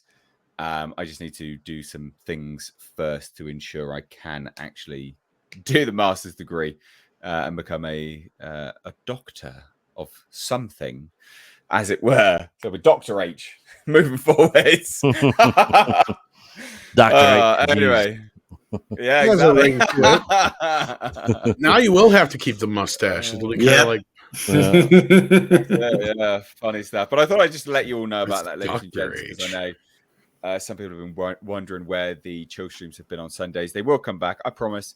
But anyway, thank you all for joining me. Thank you to my great guests here for joining me as well. Thank you so much. We'll catch you again on Thursday. From me and everyone else, peace out. Bye-bye now. You call him Dr. H, doll. Bye, guys. See you guys.